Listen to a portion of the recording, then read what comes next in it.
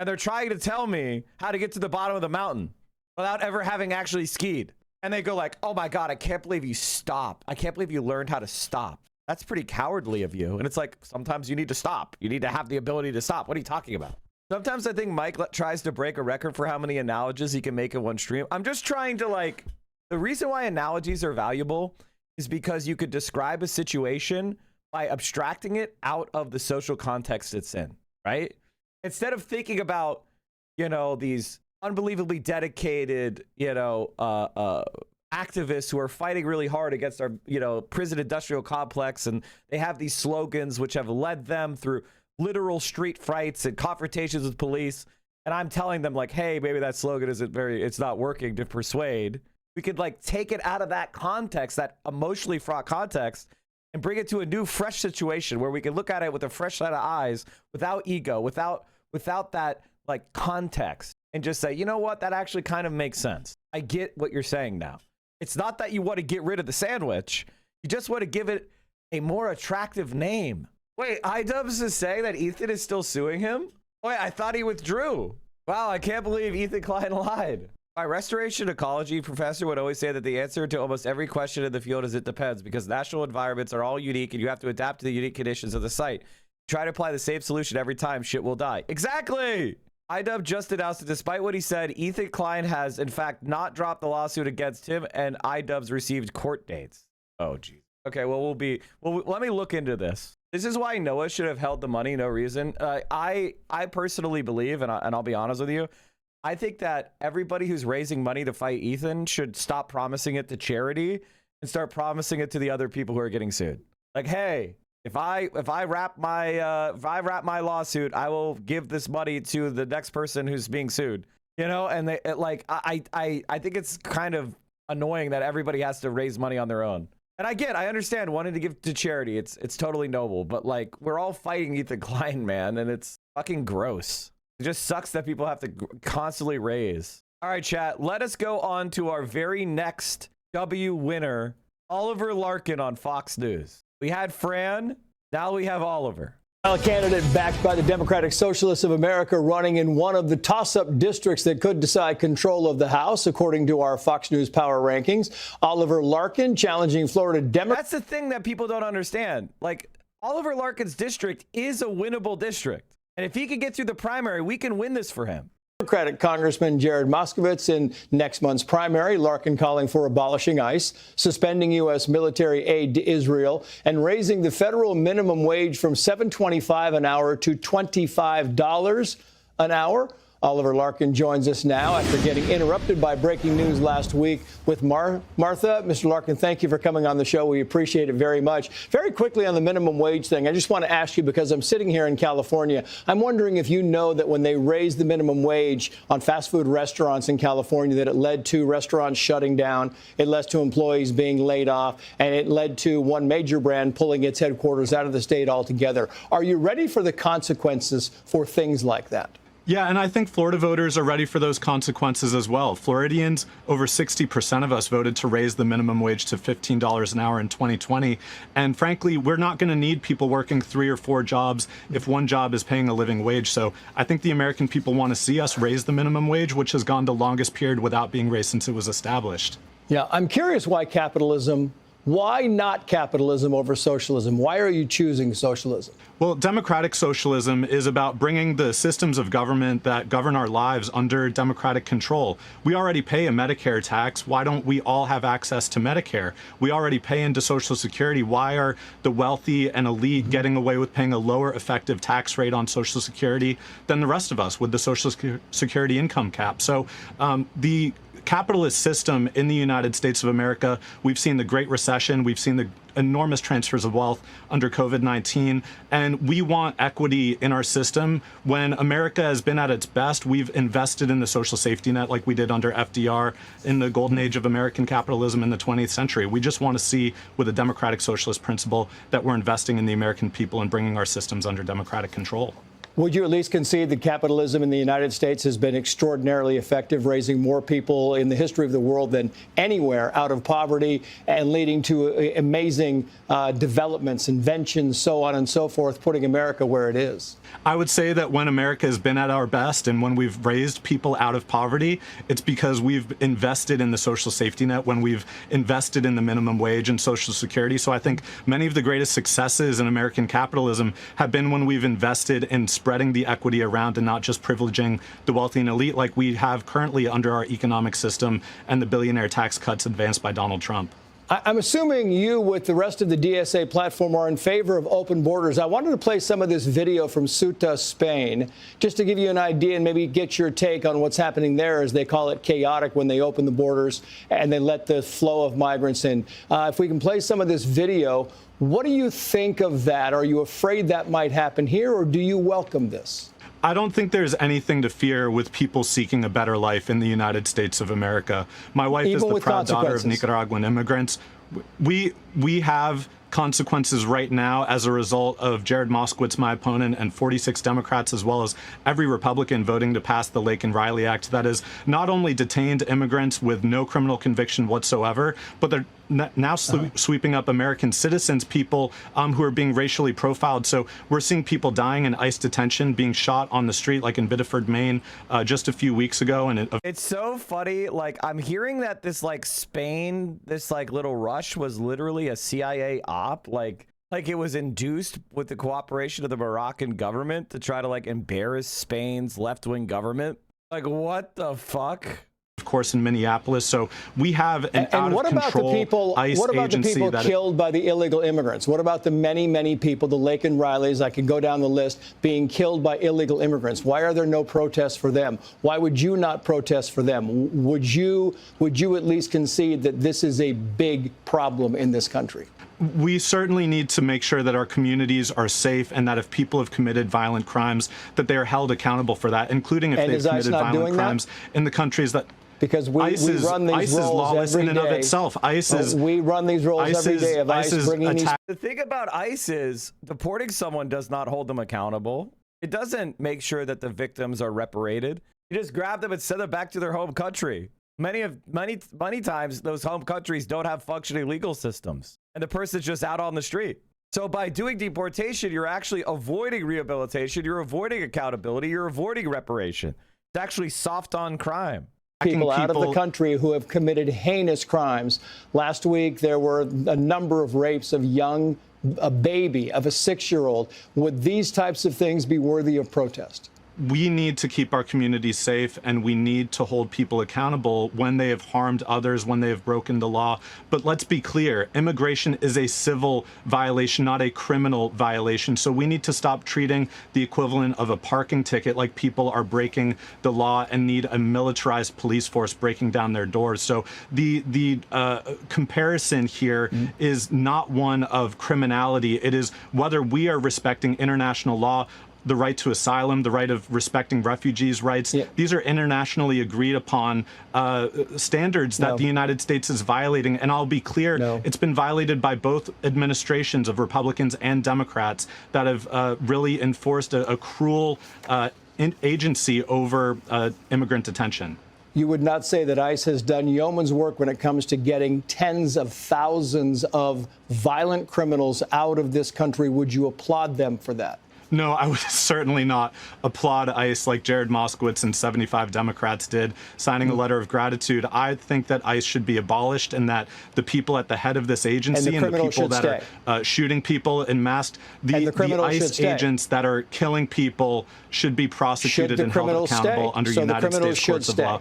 Let's be clear about who we're ascribing criminality to, because my concern is an out-of-control federal law enforcement agency. But what is the crime? Because, again, we're talking about civil violations when it comes to immigration, whether people are overstaying. Killing Laken-Riley. Of course, those people should be held accountable. We're in agreement on that, and I think your viewers would also. we're in agreement that people should be held accountable for violent crimes, but immigration in and of itself is not a criminal violation. It is a civil violation. And I think that painting a broad brushstroke with a few exceptions is not fair to the immigrants that have come to the United States. A few exceptions? Relative to the number of people that have immigrated to the United States, yes. What is the number? Immigrants when you commit say fewer a few, crimes what is the than number? American what citizens. What is the number that you would... So here's the thing, like the idea of like, hey, we should punish everybody who's an immigrant because some of them commit crimes is, can you imagine if we did the same thing for white guys? Oh, white people commit crimes, we're going to judge all white people. Or even more importantly, men. Men commit over 90% of violent crime. Should all men be punished? Should all men's rights be invaded? It doesn't make sense, right? Suddenly it doesn't make sense. So now you understand that everybody, stop saying yes. Stop saying yes to be based. You're ruining my argument. The purpose of it is to have an individual understanding of the causes of crime. People are not committing crimes because they're men necessarily. It's because the way society socializes men. It is the way that society is interacting. It isn't because men just suddenly are all individually morally decrepit. It is part of the socialization and the social conditions that we live in. And obviously, if you're watching Fox News, you certainly wouldn't want all white men judged by Jeffrey Epstein, right? We wouldn't want, would every billionaire want to be judged by the sexual behaviors of Jeffrey Epstein? I mean, how many children should be raped so we can have billionaires? Allow. What is the number that is fine with you? Is there a benchmark? Is it fine? How many children can be raped and it's fine if you're in relation to the immigration community? If we're going to talk about children being raped, then we need to hold this pedophile president, Donald Trump, accountable, and all those that have been implicated by the Epstein files that the Department of Justice is still not leaking. They've sent AIPAC after Thomas Massey for having the temerity to hold accountable the pedophiles that are in control of our government. Thank you. We appreciate your time very much. They suddenly ran out of time. Honestly, like, you're experiencing Mike from PA Thought. You have Oliver Larkin and you have Francesca Hong. And you have Claire Valdez. The trifecta of Mike from PA Thought. How does it feel? I can't take credit for DAC because she didn't come on my stream, unfortunately.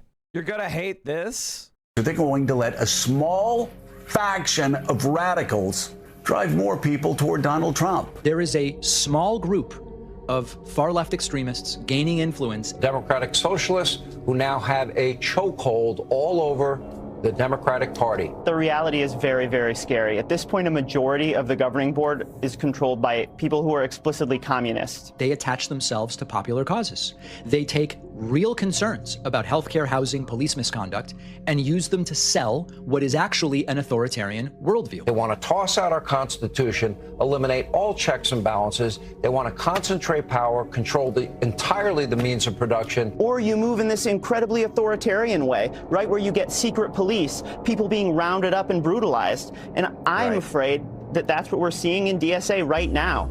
These are people who even 10 or 15 years ago would have been relegated to the outer extreme fringes of the Democrat Party. Over a 10-year period, we saw the organization just become more and more extreme. 10 years ago, when I would interview DSA people, socialists, etc., they would say to me very soberly, they would go, listen, David, I'm a socialist, you're not, but our next stops on this bus are the same. When I say extreme left, I mean really extreme left.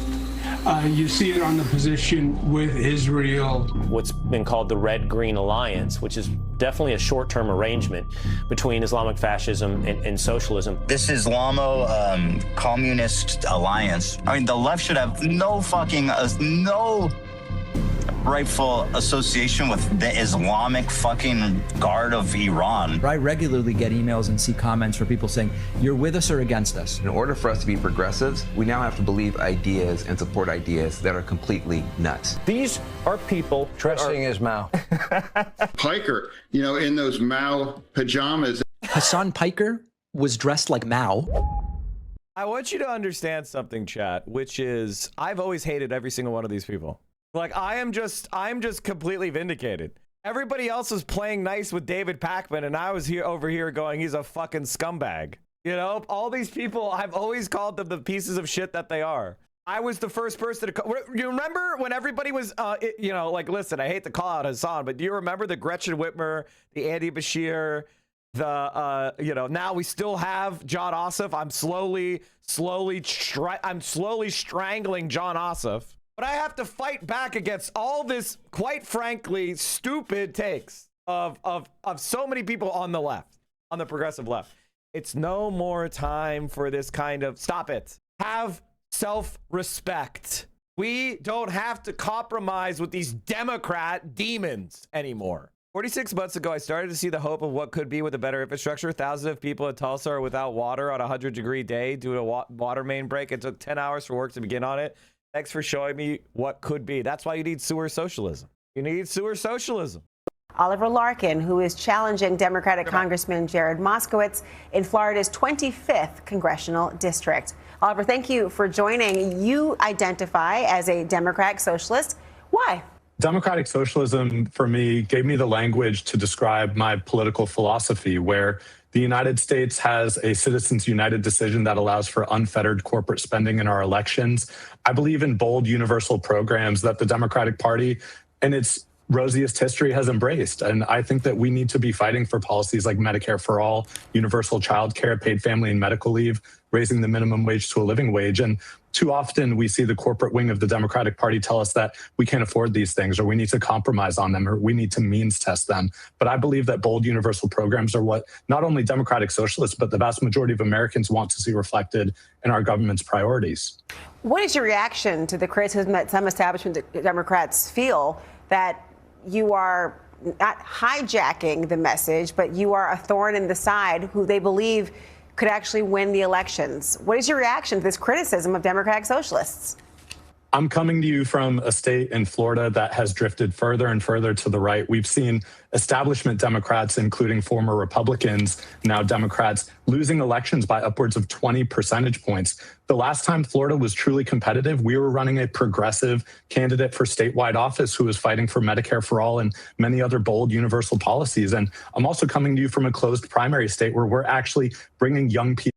I wish I could see Hassan's brain to say that he's more left than he is. All right. I'm sorry. I've held my tongue for too long.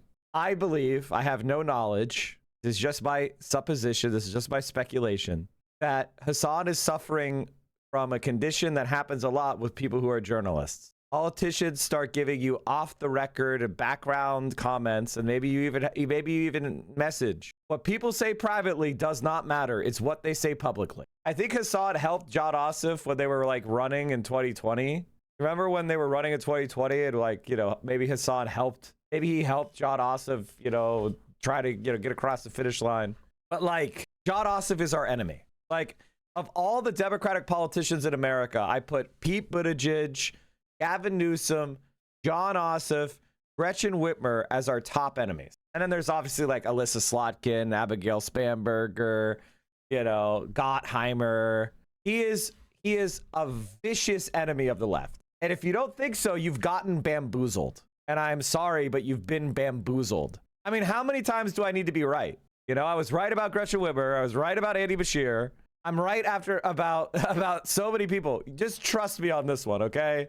People, non-party affiliated people, folks who are disaffected with the political process into the Democratic Party. And that's rebuilding the voter registration disadvantage that Republicans have really used to their great advantage. So I think we're part of the project that the Democratic Party needs to embrace if it's going to be competitive and win states like Florida again. I mean, you are competing against Moskowitz, who won re-election in 2024. I mean, despite Trump winning his district by 9 points. So I'll be curious to see what happens in your race. But the DSA platform, Oliver, it was just approved. It contains phrases that Democrats have been trying to steer away from. Phrases like abolish ICE or abolish the police, even abolishing the Senate. And some Democrats like Van Jones, they want nothing to do with that. Listen. Oh, thank you. I've been waiting my whole life to see a youth movement do what it's doing. But it's being hijacked by people who are putting in nutty ideas supporting terrorists, nutty ideas saying that we don't need cops in prison. We can't deport anybody, even if they rape somebody. Obviously, you need not be in line with every point that was raised in that platform, but do you share the viewpoints of the platform that has been conveyed? And what do you say to that criticism from Van and others? We need massive democratic reforms in this country, and I do believe that we need to abolish ICE. This is an agency that I'm older than it. We had immigration enforcement in this country prior to 2003. We don't need a militarized police force. And I think the American people and the vast majority of the viewers will agree that government as it exists today is fundamentally broken. It is not representative enough. It is overtaken by corporate influence in our politics. And we need broad structural reforms. There is a system that allowed for Donald Trump to be elected that includes the Electoral College, that we've seen 2 elections within our lifetimes, George W. Bush in 2000 and Donald Trump in 2016, where the popular vote loser gets elected to the presidency. I mean, if we are going to really reform our democracy and make it truly a democracy, then we need to take these broad structural reforms. So with respect to Van Jones, who I've followed for many years, this is a difference of opinion, and I don't see this as being a hijacking. This is the future of the Democratic Party. By the way, we've done this before. When we gave women when women earn the right to vote, when black people earn the right to vote through their blood, sweat, and tears and sacrifice, that was a change to the Constitution. When we started popularly electing senators, that was a change to the Constitution. When we lowered the voting age to 18, that was a change to the Constitution. The American system is functional because we look at what is not working and we change it. And I got to tell you, I don't think electing George Bush and Donald Trump over the will of the majority has worked out very well. I think those were catastrophic mistakes. I think the plurality of the American people had the right decision. They didn't want to elect Donald Trump. They didn't want to elect George Bush. And they were put into place because of an ancient constitution that needs to be updated. You know, when it took 3 weeks traveling by horse cart to get to Washington, D.C., maybe the Electoral College made sense. Now that we have international transportation where you can fly anywhere in the fucking world in 24 hours, and we have instantaneous light speed communication crisscrossing our country, maybe we can not do this ancient regime anymore. How about we update our democracy to the 21st century? People overwhelmingly identify with democratic socialism, and I think that's what our campaign is embodying. And if people want to support that, they can visit our website, www.oliverforcongress.com. You mentioned abolish ICE. What about abolishing the police or abolishing prisons or the idea of abolishing the Senate? Are there parts of the DSA platform you disagree with?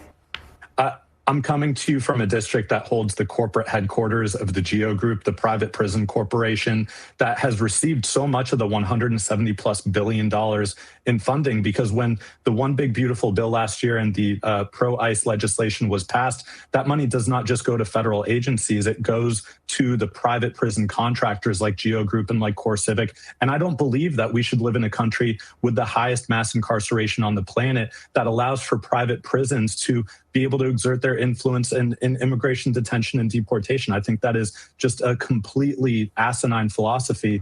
And to be clear as well, abolishing the Senate, I mean, this is a position that John Dingell, the late congressman from Michigan, after 60 years serving in the House of Representatives, penned as his assertion for how we can fix government. So I'm willing to work with the system as it exists today. That's why I'm pragmatically running for office, to be one of 435 representatives and work with allies in the Senate. And I hope in the state of Florida that we can elect a bold senator like Angie Nixon, who's going to fight for progressive values. So I'm willing to work with the system as it is, but I do agree that the Democratic Socialists at large need to see these broad changes made to our government to really reflect our 21st century democracy that we aspire to. Oliver Larkin, thank you for joining. I just want to say something, chat. It has never been better time than right now to be a democratic socialist and fight for the left. And if you see people that are turning away from politics in this moment, they were never about it. They were never about it. This is when all of us who have been privileged, especially as content creators, especially on the left, to make a living from here, need to be giving back and putting our back into it. And honestly, if you've ever made political content, you should be going all the fuck in right now. From now until January 21st, 2029, you better be putting your back into it. If I see you taking the clout you got from politics and going and doing something else, that is disgusting to me. That's absolutely fucking disgusting. I'm sorry. I'm sorry. Especially if it's left wing. You know, and what makes me think about this is ContraPoints. And a lot of these like bread tubers, really, who got rich from making this kind of artsy-fartsy political content on platforms like YouTube. And then the moment the movement needs you, you're like, I'm going to go check out and be a millionaire. Fuck you. Fuck you. Disgusting. Why has nobody put a spotlight on Angela Gonzalez-Torres, who's running against Jimmy Gomez in California's 34th in November? It's Dean. Go ahead and type the last 2 words that you wrote in that question and then hit enter. Right now, Oliver Larkin, his election is August 18th. Francesca Hogg, her election is August 11th. Abdul El Sayed, his election is what? August 4th. We're focusing on the people who are about to have their fucking election. Obviously, I'm very interested in that Jimmy Gomez race. Thank you for bringing it up. But I think we should, first of all, how dare you have cop attitude to me of all people? Where do you get the fucking arrogance? It's crazy. Rein it in. Rein it in. Okay. This story is fucking insane. Ethan lied. iDubbbz says Ethan refiled lawsuit. Now, I got to tell you right now, chat, that Ethan, you know, this is something that I said at the time when iDubbbz apologized. I said, unless it's in writing, never do anything. You know, so because it'll make your job a lot harder in the future. That being said, Ethan Klein is going to lose, and he's going to lose very badly because, one, nothing that iDubbbz did is defamatory. That's number one. Number two, iDubbbz performed his side of the contract. It's called acceptance by performance. And on top of that, Ethan Klein acknowledged it and publicly stated that he acknowledged and agreed to it, and that he was going to drop the lawsuit in consideration of iDubbbz's apology. Ethan Klein's literally cannot win. This is, honestly, I think he should be countersued. Yes, I do have important news. I'm going to try to be as candid about this as possible. I have my points written down in front of me. So here is the news. Here's the important news. Number one, Ethan Klein has not dropped the lawsuit. Number two, we've been actively dealing with it for the past couple of months. Number three, I'm bringing it up now because now we have court dates, basically. And so, you know, it's becoming a lot more real. I'm not particularly surprised, but I am disappointed. There really isn't much else I can say about the matter right now because, you know, it's legal. It's legal. So, yeah, we're going to keep pushing on. That doesn't change anything here. For the rest of the stream, I am going to be doing what we normally do. So yeah, that is it. I'm not going to be answering any questions in chat related to it. So like, listen, I'm not trying to dunk on Ian, but if you guys remember when I saw the apology, I reacted to it. I said it was a bad idea. I said I hope they had it. I hope they had signed agreements. I said that I was worried that they were going to use the content of the apology as admissions against interest against Ian.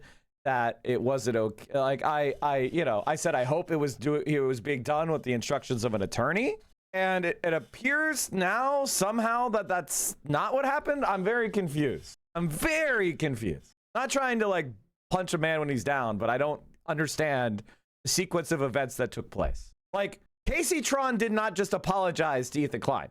Casey Tron had a signed federal settlement overseen by a federal mediator that was signed, sealed, and delivered. She made her hostage video knowing that she was going to be discharged from any further legal risk. And when everybody saw the video, they saw a person who was responsible for supporting her family doing something under duress because she couldn't afford to go through a lengthy lawsuit. That was bullshit. You got to remember these guys were like brothers and had been friends for years.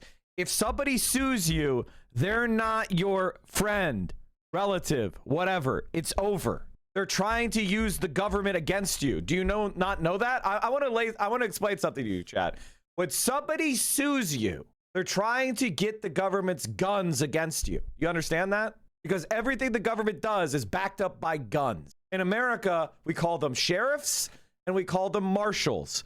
They are the guys with guns who go and carry out what the court's decisions are. Now, because courts take a long time, because there's a lot of process, because there's a lot of paperwork and briefcases and robes and a lot of talking, you can sometimes forget that a court is backed up by guys with guns. and they will go to your house and take your shit. They will go to your bank and take money out of your bank account. That is what they are. And if you try to stop them, they'll kill you.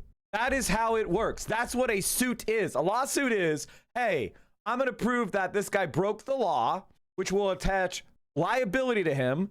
And then I'll get the guys with guns to go get that money that he owes me for breaking the law. That's what a lawsuit is. It is a threat against your life, your livelihood, your safety, your tranquility, your peace of mind. There is nothing more hostile a person could do within the law than sue you. If somebody sues you, they're your fucking enemy. I can't believe I have to explain this. But there you go. I didn't even make you guys wait too long. Congratulations. It was wrong. I was angry. I think so far so good. I'm feeling that I like the admission he's made here. If I was still suing it, that would be a problem for him. But I'm not. I mean, but I'm not, right? That'd be pretty wild if I was just like, psych, and now I'm adding this to the complaint. Now, obviously, you can't do that. I mean, obviously, Ethan is very stupid, and he's being taken for a ride by his settler lawyer. And like most, West Bank settlers, he's parasiting off of Ethan Klein and sucking him dry. This dumb fuck is losing every lawsuit. Genuinely evil parasite. But you can't do that. It's called a contract by performance. Acceptance by performance. Okay? Acceptor of offer defined. Acceptance of an offer is a manifestation of assent to the terms thereof made by the offeree in a manner invited or required by the offer. Acceptance by performance requires that at least part of what the offer requests be performed or tendered and includes acceptance by a performance which operates as a return promise. Acceptance by promise requires that the offeree, so that's what happened. Acceptance by performance. Ethan said, if you apologize to me, I will drop the lawsuit. Ian apologized. Ethan said, I think that apology counts. I'm dropping the lawsuit. They have a contract. They have a formal agreement because iDubbbz did not have to apologize to Ethan. He chose to apologize to Ethan in consideration of the lawsuit being dropped. Ethan Klein will never win. This is completely frivolous. And quite frankly, I think Ethan, I think iDubbbz should sue his attorney, Ethan's attorneys, for abusing the legal process. And I think in Canada, there's a law against apologies being even admissible in court. Like in Canada, they don't even allow you to use apologies. So Ethan Klein, as usual, mega scumbag, mega liar, mega piece of shit. Should his lawyer be disbarred? His lawyer should be sanctioned. That's for sure. Fucking disgusting rat. Israeli National Security Minister Itamar Ben-Gvir, by congratulations to the President of the government of Spain, Pedro Sanchez, for his profound commitment to welcoming immigration and human diversity. As someone who demonstrates great concern for Hamas and the residents of Gaza, I call on you to translate words into action, open the doors of Spain, and grant refuge to the residents of Gaza who seek to immigrate. This is an excellent opportunity to contribute a little more to Spain's human diversity. My general feeling about this is, if I were, I could never be president of a country because, I would, if I were Spain, I'd develop nuclear weapons and I would send the Spanish Navy over to start sinking Israeli ships. It is what it is because they're doing an illegal genocide and blockade. So I'm not the Spanish president, so that can't happen. All right, let's talk about the summer of socialism. People are using my thinking. And I'm not saying that you guys should, obviously I think you should spend some time with Cori Bush, Get over there and help Cori Bush. Help Oliver Larkin. H3's more pathetic mess from the other day. While H3 was signing off after their episode on the rape and murder of Celeste at the hands of David, Kate Gordon refers to it as a tight little fuckable episode. Ethan replies with trades. Yeah. Okay, well, that's a nice tight little episode. Tight little fuckable episode. Ethan has stuff to do. I'm He's very excited. I'm very urgently raised a series of text messages in which Celeste suggested she might have bipolar disorder. Ooh, she had it coming. Crazy bitch. Had to go. Crazy bitch needed to be murdered. I would never, obviously I don't believe in violence or calling for violence in any way, right? In America, we have a tradition called fighting words. And I think the thing that,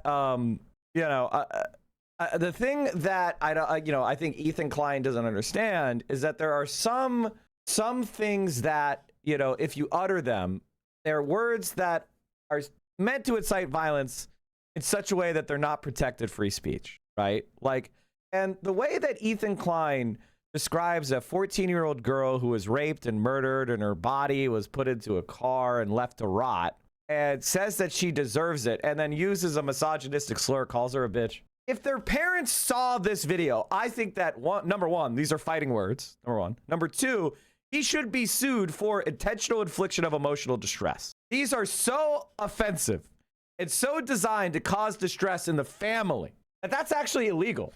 You guys may not know that.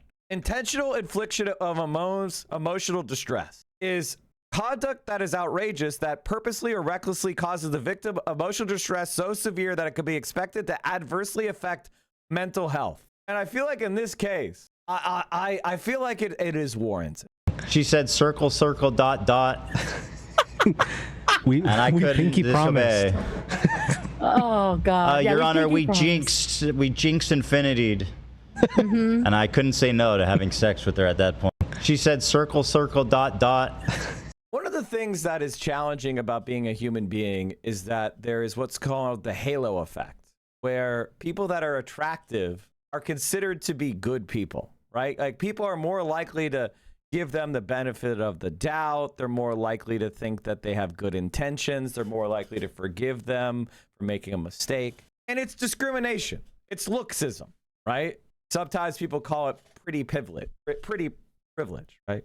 I just want to thank Girl with a Microphone for absolutely having a soul and a personality that matches what's outside, so that anytime anybody looks upon this wildebeest, this evil person, they can know what's inside her soul immediately. What's inside matches the outside. One of the ugliest people I've ever seen.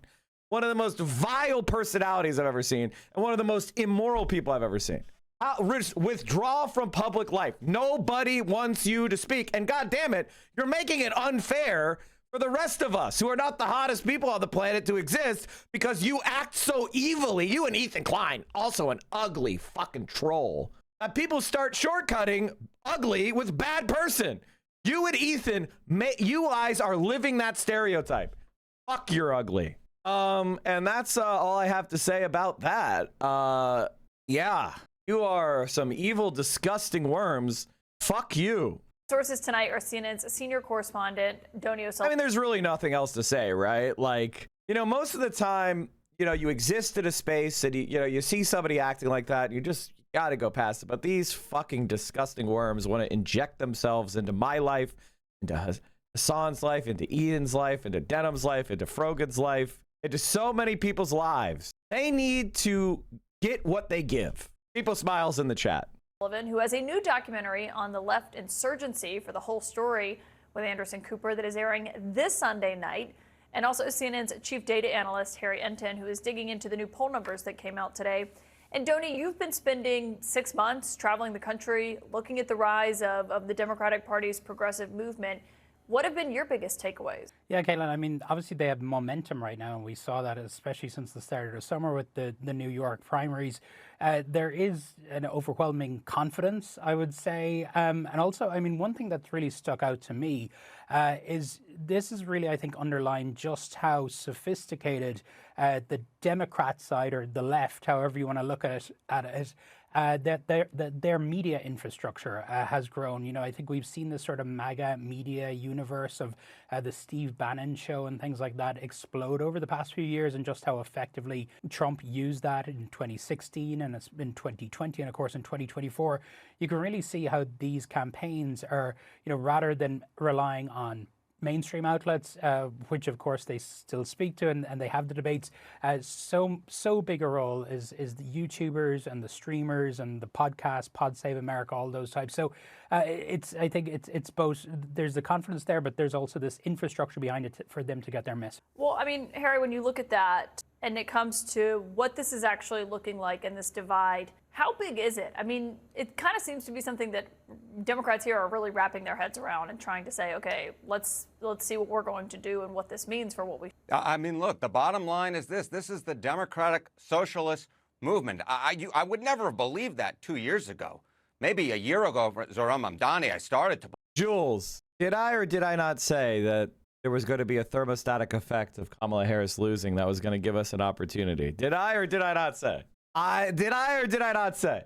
Everything is going exactly as I have foreseen. Link. But this is a nationwide phenomenon. This is not something just in the coast. It's not just something in the major cities. We saw it in Colorado, right, earlier this month, or certainly last month. And we've seen it as well nationally. And you can see in our CNN poll. I mean, just look at the percentage of Democratic voters nationwide. You knew exactly what would happen when Trump won, that it would discredit the centrists and the left would rise. Indeed, I did. Indeed, I did. Again, a lot of people were mad at me for saying that because obviously it means that we're living through the hell we're living through. But the truth is that ultimately, if we end up with President AOC and the DSA as a national motivating force for American politics and the purge of neoliberalism from the Democratic Party, we are going to be better off. Who identify as Democratic Socialists. It's 41%. That is 41% of Democrats nationwide, Democratic voters nationwide. This is a nationwide poll. Now, I should point out, right, what holds for Democrats doesn't necessarily hold for overall. Just 16% of voters nationwide identify as Democratic Socialists. It's going to be very interesting to see what happens when they hit the general election, especially in swing states like Wisconsin. But the bottom line is this. Among Democrats, this is the Democratic Socialist movement. We're talking about 2 in 5 Democratic voters nationwide identifying as that. And more than that, the ones that don't, many of them are still okay with voting for a Democratic Socialist. Well, I mean, and that's going to be, the mission is going to try to create some sort of like fear about Democratic Socialists. The problem is the mainstream media is discredited. They don't have that ability anymore. No one cares. When we see the popularity, obviously, we see the positions and what those look like. And some of them have, more extreme positions. They want to abolish ICE entirely, Donnie. And so when you look at those positions that moderate Democrats raise concerns about hurting them in the fall, when you talk to some of the biggest progressive podcasters, streamers, one of them is Hassan Piker that I know have interviewed for the documentary on Sunday night. When you talk to them and the concerns that you hear from the more mainstream Democrats, what do they tell you? They're largely unapologetic. I think that they view themselves as sort of being in this position of having the upper hand right now. I've heard people sort of compare this to the Democratic Party's Tea Party moment in terms of an insurgent group trying to remake the party in its image. But really, I think what you're seeing is, and as Harry alluded to, is that, this idea that democratic socialism, particularly the word socialism, is scary. It is still scary to a lot of Americans. There's the connection, people equated with communism, back to McCarthyism, everything else. Of course, what we're seeing is many young people view democratic socialism as Norway and many European countries. They're not thinking of Soviet Russia or something like that. But of course, the key question is going to be, how will all that actually play out in a general election, which of course is why Michigan is so critical on. The thing that I would say in general is the same panic that they said was going to happen with New York. It didn't happen.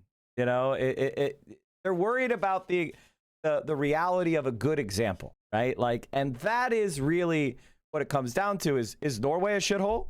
Imagine that we passed all these policies. The quality of life is going to go up. Inequality is going to go down. Let's imagine that actually were to happen. Does anybody think the Democratic Party would be less popular? Yeah, and obviously we're looking to that on Tuesday. When you're looking at this and whether or not these candidates can win, Harry, what do the numbers show you? We're talking about Wisconsin, right? We're talking about Wisconsin. Hong, very much the clear, in the driver's seat, that primary, not on Tuesday, but just a few weeks away. Look at the general election polling. She can win. She can do this thing. At this particular point, given how unpopular Donald Trump is, I think anyone that has any semblance of any sort of campaign that, doesn't completely turn off voters can win. You see it right there among likely voters. Now, maybe if she was more towards the center, she'd be blowing Tiffany out. But the fact is, in a year in which Donald Trump... It's name recognition. So this is what you need to understand. Basically, independent voters who lean Democrat don't know who she is. People that don't vote in the primary who lean Democrat don't know who she is. That's all that's happening. So when you see the undecideds, they're overwhelmingly Democrat leaning. All the Republicans know there's no other Republican. So it's only Tom Tiffany. She had to run a contested primary. Tom Tiffany didn't. He has the name recognition. He has the Republican Party consolidated. All the undecideds are Democratic leaning. She's going to win 70, 85% of those people. It's a fucking wrap. Here's you predicting the vibes. You're going to win. I don't know why. You know, clip this in a year or two and maybe I'm just crazy, but it honest to God feels like we're going to win. I could just feel the energy and I could feel the way that people are turning away from corporate media, which was the last way that Democrats could control their base. And it feels like people are finally just turning away from it in a really fundamental way. It feels like we're gonna win. The vibes are shifting. Trump's approval rating nationwide in our latest CNN poll was what, 34%, just 1 in 3? And we're talking about 2 in 3 Americans who disapprove? Oh, I think that you could definitely see a lot of Democratic socialists, even in swing states, winning, given how unpopular this president. I mean, I feel like given that, and given what we're going to be watching in Michigan on Tuesday night, that, Donnie, your documentary on Sunday night that's airing here on CNN, it really is required viewing for people to kind of get a sense and understand what this movement looks like and, you know, how long it's been building. It's not an overnight thing, and what your biggest takeaways have been. That is so kind of you to say, Caitlin. I agree. It is absolutely required viewing. And, you know, we've, as you mentioned, we've been traveling the country all throughout the year doing this. I want to play a clip from the No Kings protest here in Manhattan from a few months ago, where we spoke to Cynthia Nixon. You might remember her as Miranda on Sex and the City. She ran as a Democratic Socialist candidate back in 2018, and she just talks about just how much things have changed over the past few years. I think the Democratic Party, because of its donor base, keeps trying to push its base towards the center, and nobody wants to be in the center right now. I've always identified as a Miranda. So. Well, thank you. What has, do you think, changed within the Democratic Party since you ran for governor? Miranda was the, like, professional, you know, hard-charging professional type. So, yeah, of course you do. I think not enough has changed within the Democratic Party. And I think the Democratic Party is a slow, lumbering giant, very slow to wake up. No Kings! No Kings! No Cuomo! No Cuomo! No ICE! No ICE! The election of Zoran Mamdani to Democratic Socialists, which is a dirty word for a lot of people. We've got more and more people like him running across the country. New York City! And you can see more of Donnie's new documentary, The Left Insurgency, for the whole story with Anderson Cooper this Sunday at 8 p.m. Eastern. Donnie and Harry, as always, great. What a day. What a motherfucking day. And then, ladies and gentlemen, AOC is starting to take a little bit of our advice. I've been sprinkling it on the Twitter machine. I've been saying it. Hey, AOC needs to take advantage of the alternative media. She needs to start showing her face. You know, give people the hope that maybe she'll, you know, go up on their show. And I think a lot of people are coping, right? They're coping a lot because they don't want to recognize that the era of making money off of AOC, like hate on contrived AOC hate, is over. It's fucking over. And this is the future. AOC hugging Hassan Piker on the way to the White House. We will mobilize. We will make sure that his agenda, his working class first agenda works. All right, here you go. Yeah. What's up? How are you? Good. How are you? Excuse me. Oh my God. This is insane. The amount of anxiety that has been lifted off my shoulders. Yeah, I was so fucking worried. I was so worried.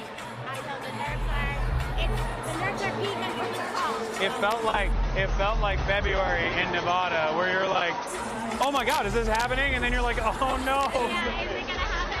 Yeah, so I'm so glad. I'm so glad it happened. But listen, you know this better than anybody else. The job is only beginning. Oh yeah, this is step one.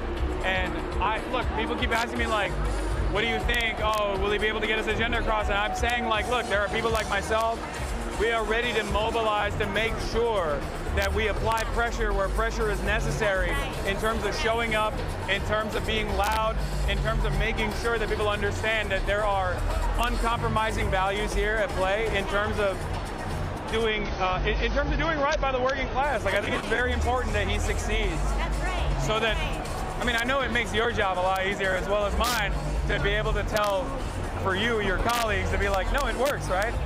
Because this is something I talked to Rashida about as well, where I was like, are politicians just like cynical, or are they stupid? Do they not see that these are like very popular policies? Yeah, I mean, but we have to prove that we can overcome all of the special interests and all of the money that will pile in. I mean, it's one thing to say that these issues are popular with voters, but it's another thing to say that they are popular enough and strong enough that they can withstand billions of dollars in ads and in what we, put against you if you stand up for that. What's funny is when I talked to AOC all the way back in the day, I said, aren't you worried about Israel money coming against the left? Let me read something for you, a letter I got. It's from a representative. His name is Ryan Clancy. He's a representative in Wisconsin. And he was being attacked by like the right wing. You know, he's probably one of the most left-wing politicians in America. He said, "Hey, Mike, I just wanted to thank you so much for including me again on your show. It came at just the right time, as I was under assault from my anti-Palestinian opponent. You provided a huge boost in spirits. It's hard to adequately convey how bolstered I felt by watching the donation map blow up like a Fallout map. But with enough cash to push back on this hilariously bad attack mailer attached with a mailing to our whole universe. August 13th will be close. If we pull this off, it's because of you and the hundreds of folks you encouraged to donate to me. If we don't, fuck them. Either way, thank you so much. In solidarity, Rep. Ryan Clancy, Filthy Socialist, Milwaukee, Wisconsin." Now, we won. And that is, to me, what electoral politics is about, is finding those champions that can advance our message and push the frontier and set us up for the thermostatic moment where we have the right person and the right situation, the right environment, and things can line up, and then all sorts of things can change. You know, I know the New Deal is something people kind of throw out there, but in the New Deal, they passed 19 major pieces of legislation in the first 100 days. They hired 6 million people for things like, you know, the Civilian Conservation Corps.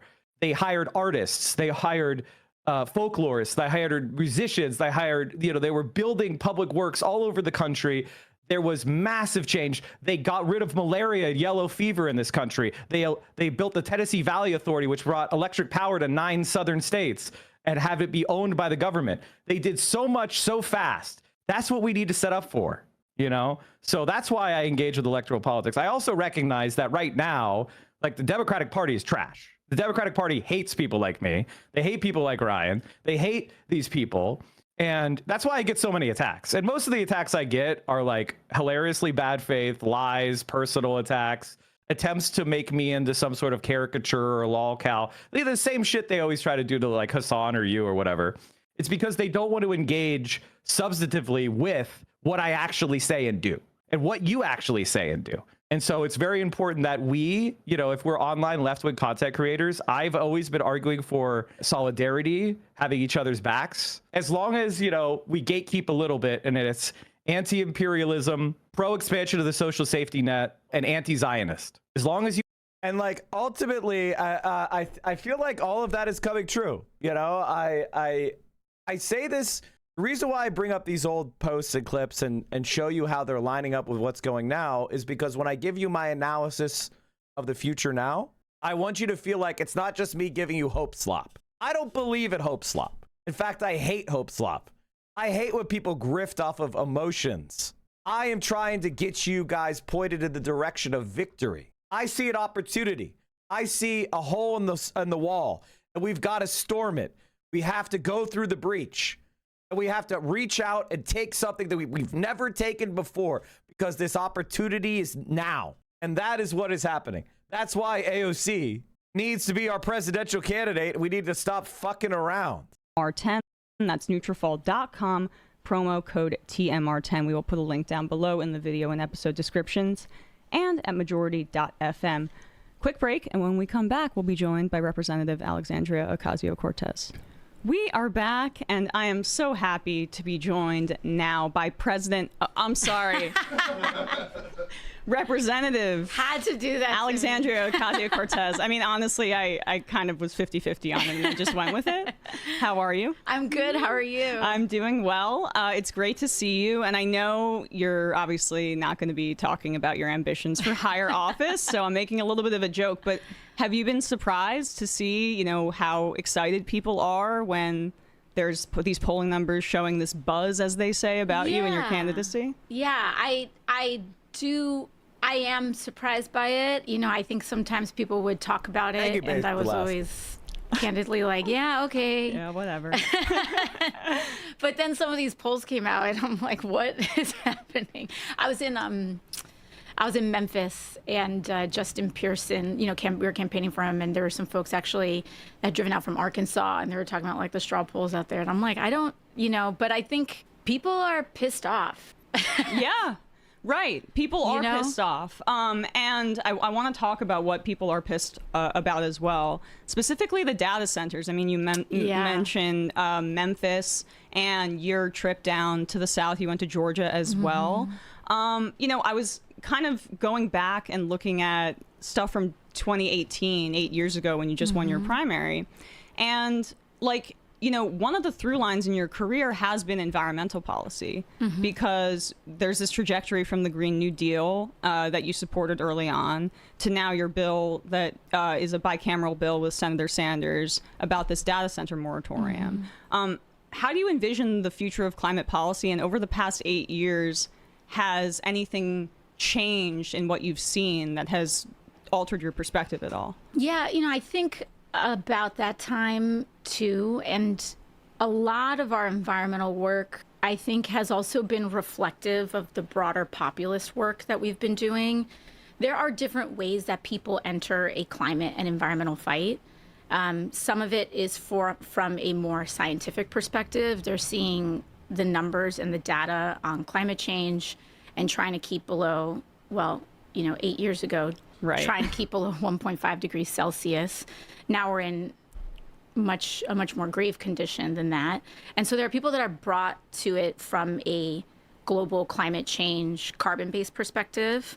And really what made a Green New Deal bill was three things. One, an aggressive decarbonization target, ideally within 10 years.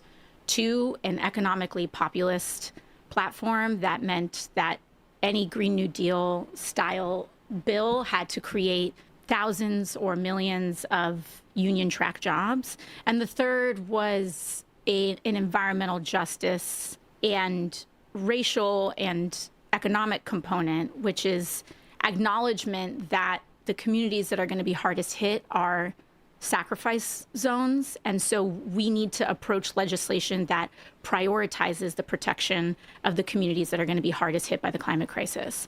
Yeah. And do you think that when it's been hitting people's pocketbooks and their electricity bills in the way that it has, that it's changed the conversation? Now people understand that climate policy is very much economic policy as well? I think so.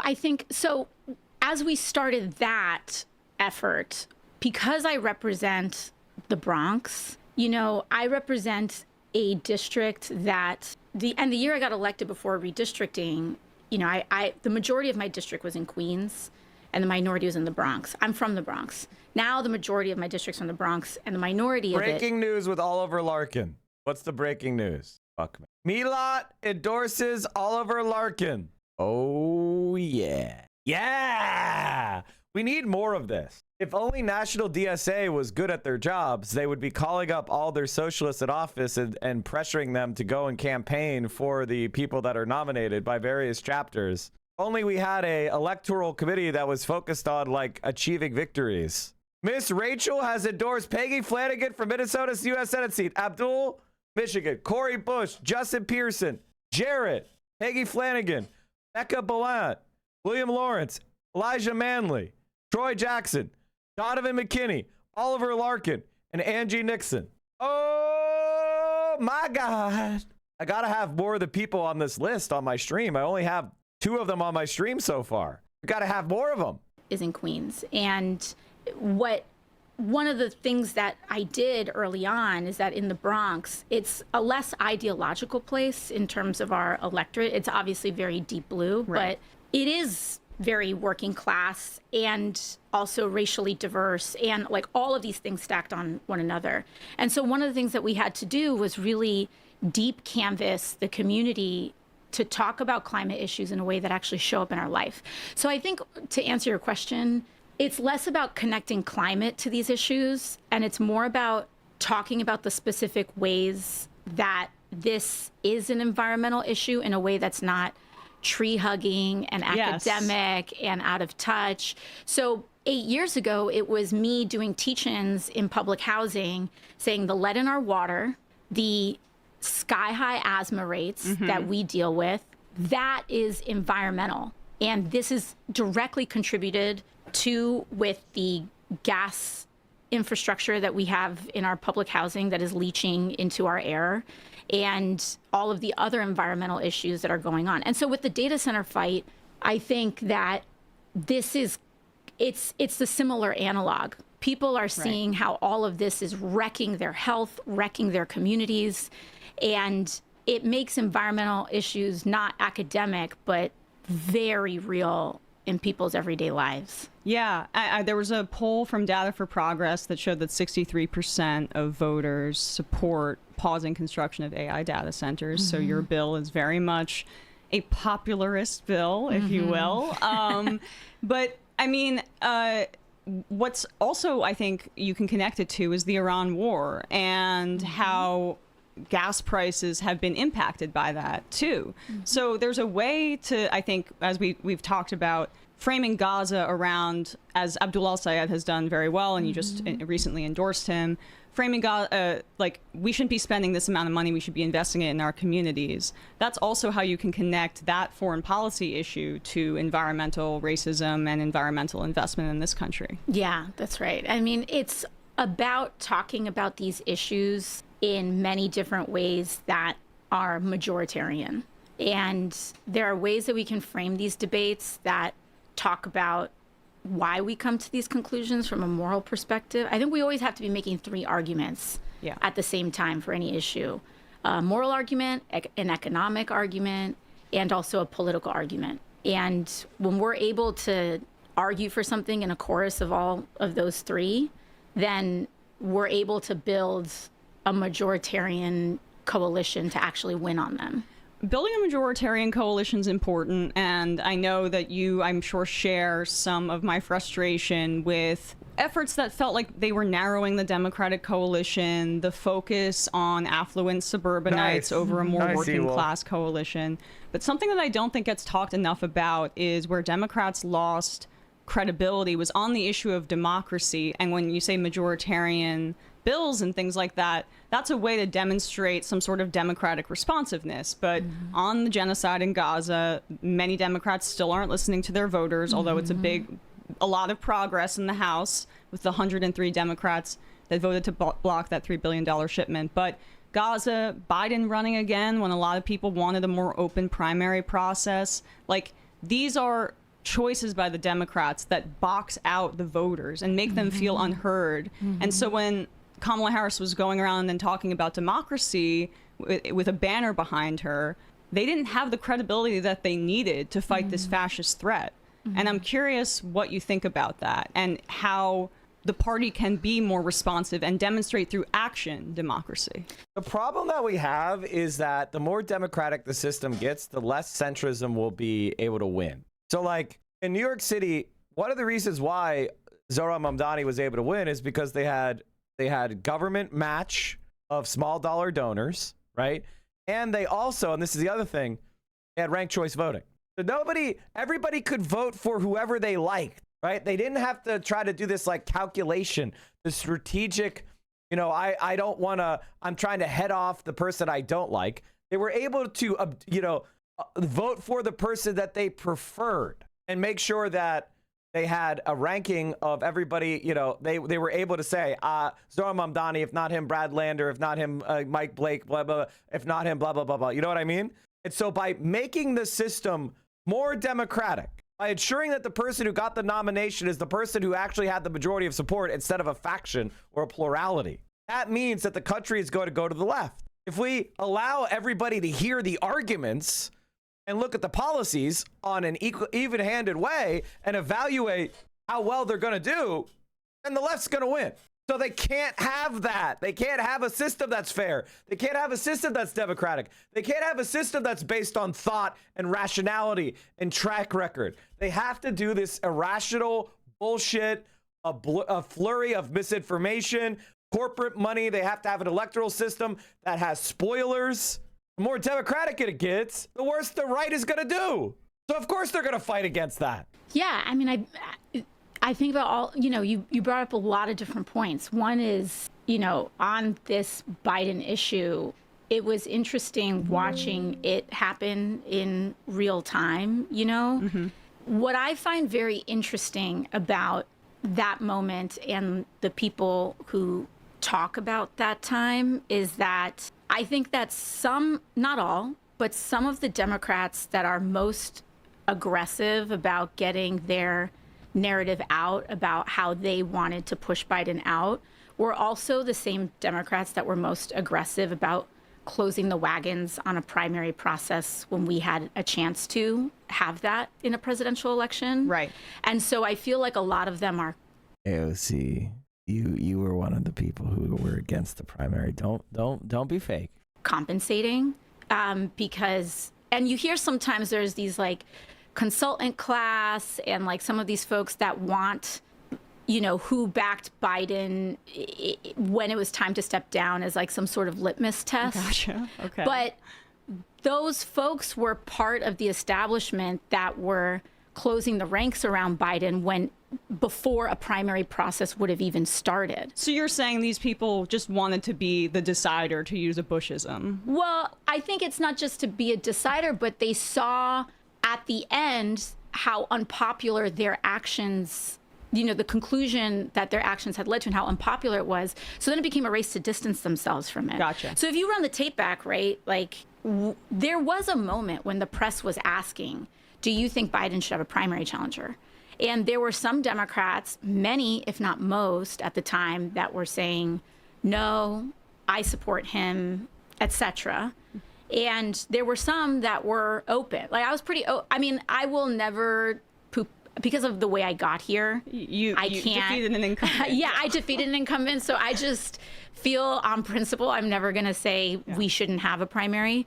But a lot of the Democrats who said, no, we're sticking with him at that time were the same that I think oftentimes are very loud about that litmus test after the fact. So, but I do agree with you. I think that voters and the electorate, I think there's this tension, especially at that time, between what the establishment thought could defeat Donald Trump and the mood that the electorate was actually in. Mm-hmm. And I think when we fast forward to today, the reckoning that we're seeing in some of these primaries, is that what is different between Trump 1 and Trump 2 is that I think your median Democratic voter desperately wants to do everything to get Trump out of power and get Republicans out of power. And in Trump 1, they trusted the establishment to do that. Yeah. And in Trump 2, they do not. And we are seeing how that is playing out in real time. Mm-hmm. I mean, Bernie endorsements, he's batting, over 50% at this point? Mm-hmm. And he doesn't seem to give a crap what anyone has to say about it. He's lost patience with some of that. But yeah, I think then putting aside Biden for a second, just something like the data center moratorium is, as you say, a majoritarian bill. It's responsive to the mood. And I wonder on the inside if you can... AOC is winning Texas, bro. You've linked this to me, but I don't know what you're trying to say. I don't get what you're trying to say with that link. I know you've linked it to me a number of times, but I don't understand what you're trying to say. Yo, my name is Ray. Nate.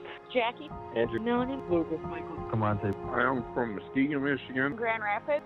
Kentwood, Michigan. Menominee, Michigan. Lapeer County. Ann Arbor. Ypsilanti, Michigan. Farmington Hills. Detroit. There's no question in my mind that I will be voting for you. I'm proud to say that for my first election, I'll be voting for you. You are one of the first political candidates that I ever knocked doors for. I voted for Haley Stevens before, but For U.S. Senate, I'm voting for you. It's nice to know that people who are running for office are trying to make things easier for us. What you're doing is truly American. We really need you. Shouldn't be this hard. I just wanted to let you know I love you, Abdul, and we're rooting for you. Abdul, we got you. A couple more weeks. We're going to get you across that line, volunteering and helping out. We're going to beat Mike Rogers in November, and we're going to get you in that Senate. Thank you very much for everything you're doing. Take care. Bye-bye.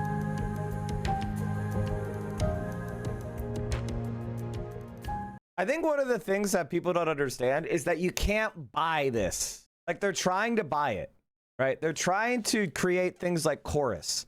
They don't work. Because the moment you start putting out that inauthentic content, people don't like it. It doesn't work. They can't buy us like they could buy the old media. And social media is inherently interactive. They can't stop us from saying their thing and then us interacting. They're not gonna, it's not gonna succeed. It's going to fail. We're entering a period of true democratization. That is the ability. We have this one opportunity, this one shot.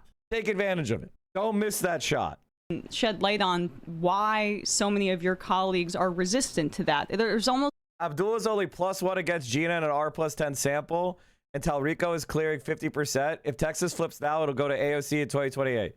I want you guys to understand something. That the midterm is going to be interesting because there's still a lot of the logic and momentum of the prior Democratic Party. As much as we want to change it, fundamentally, the Democratic Party of 2026 is the same Democratic Party of 2024. We have some high-profile exceptions, but those high-profile exceptions prove the rule. It is in 2028 that we will be able to remake the Democratic Party in our image, because we will finally have a national political campaign. Right now, Francesca Hong is only running in Wisconsin. All she could do is win in Wisconsin. And then people will say they'll have every excuse in the book as to why she won in Wisconsin. All Abdul Al-Sayed could do is win in Michigan. When he wins, they'll come up with every excuse as to why he won in Michigan. But in 2028, we have a national political campaign, and then you can't cope anymore. It is AOC does well in Texas. That is what Texas is. That is the realignment opportunity. That is the chance. And so we take our wins, we learn, we try to win in those purple states. Francesca Hong, Abdul El-Sayed, winning in Michigan, winning in Wisconsin. Then when AOC runs, they're like, well, you can't be electable. And she's like, I'm endorsed by guys who just won. They just won in Michigan. They just won in Wisconsin. They just won in Maine. Those are the swing seats. When Troy Jackson endorses AOC, when Abdul El-Sayed endorses AOC, when Francesca Hong endorses AOC, when Zohran Mamdani endorses AOC, when Bernie Sanders endorses AOC, when you see the level of support that AOC is going to have, this is something that Bernie Sanders never had. Even in 2020, he didn't have it. A bunch of progressives ran against him. Bernie Sanders was not able to consolidate the left. And that is what's different about AOC and Bernie, is AOC is going to consolidate the left. And when somebody like Ro Khanna tries to run, we're going to fucking destroy him. We're going to take that crypto bro, rich capitalist, and we're going to rip him limb from fucking limb. We're going to twist the head off, metaphorically, of John Haas of Zionism. Okay? There's not going to be another Elizabeth Warren. Nobody's going to be voting for fucking Ro Khanna, the joke. And this is why the opportunity is nothing. It's nothing. It's absolutely nothing like we've seen before. We're going to have Summer Lee in Pittsburgh. We're going to have Chris Rabb in Philadelphia. Black leaders waving the flag of AOC. They have no chance. They have no fucking chance. Ari Elisa and Zohran in New York City? Where are the establishment going to get their delegates? They're fucking cooked. And this is the future that I am saying that we can create. It's not set in stone. It is the future that we can create if you all put your backs into it. It's like a kind of distaste for the messiness of populism that should be anathema to the Democratic Party right now, in my view, because we're fighting a real threat, this fascist in office. I mean, the answer is obvious. It's money. Yes. Yeah. I was lobbing that up for you. Yeah. In the past couple cycles, when you rightfully, there's a ton of concentration on AIPAC spending. And also, if you look at the top three spenders, it's AIPAC, AI crypto. Right. AI being the largest singular source of campaign financing, not just to people like Donald Trump in many cases, but oftentimes in many House and Senate political campaigns. These folks know, and we look, you go back to 2012, you go back to any other kind of cycle. Like when we throw back to the Great Recession, and during that time, it was Wall Street, it was financial firms. Now it's AI that are kind of the top contributors to our political system. And they know that the game is that you need to bankroll both political parties in order to get your agenda passed. And so the good news is that in the moratorium, the people, I do think that the revolt that is happening in these communities is very palpable and powerful, and it is working because the folks that are signing on to the AI moratorium are not just your expected lefty members of Congress. We are seeing Democrats that are more moderate sign on to the moratorium because the outrage among the electorate is also cutting across ideological lines as well. And so I think that there's, despite the fact that there's a lot of resistance and people not signing on to it, there is also increasingly across ideological support for it too. I wanted to ask you a little bit about your strategy and how that's evolved because, it's safe to say you've become a bit of a fundraising juggernaut. And that gives you this war chest that can help vulnerable Democrats when they need it. And that's valuable for you when you need to ingratiate yourself to members because you've spoken about how you were treated when you got into Congress in 2018. A lot has changed since then. And on our show, we've talked a lot about the importance of building an inside game to pair with outside pressure campaigns. It feels like you've been very conscious in trying to do that. How conscious has that strategy been for you, building power internally? I think it's very conscious. My motivation is winning. Same. I love to win. I'm pretty, forthright about that. And I think that you need a lot of different players on the field, right? When I first got there, you also work with the tools that you have. So when I first got there, I had support from my district. This is just common sense. I had the ability to set narrative and be able to communicate.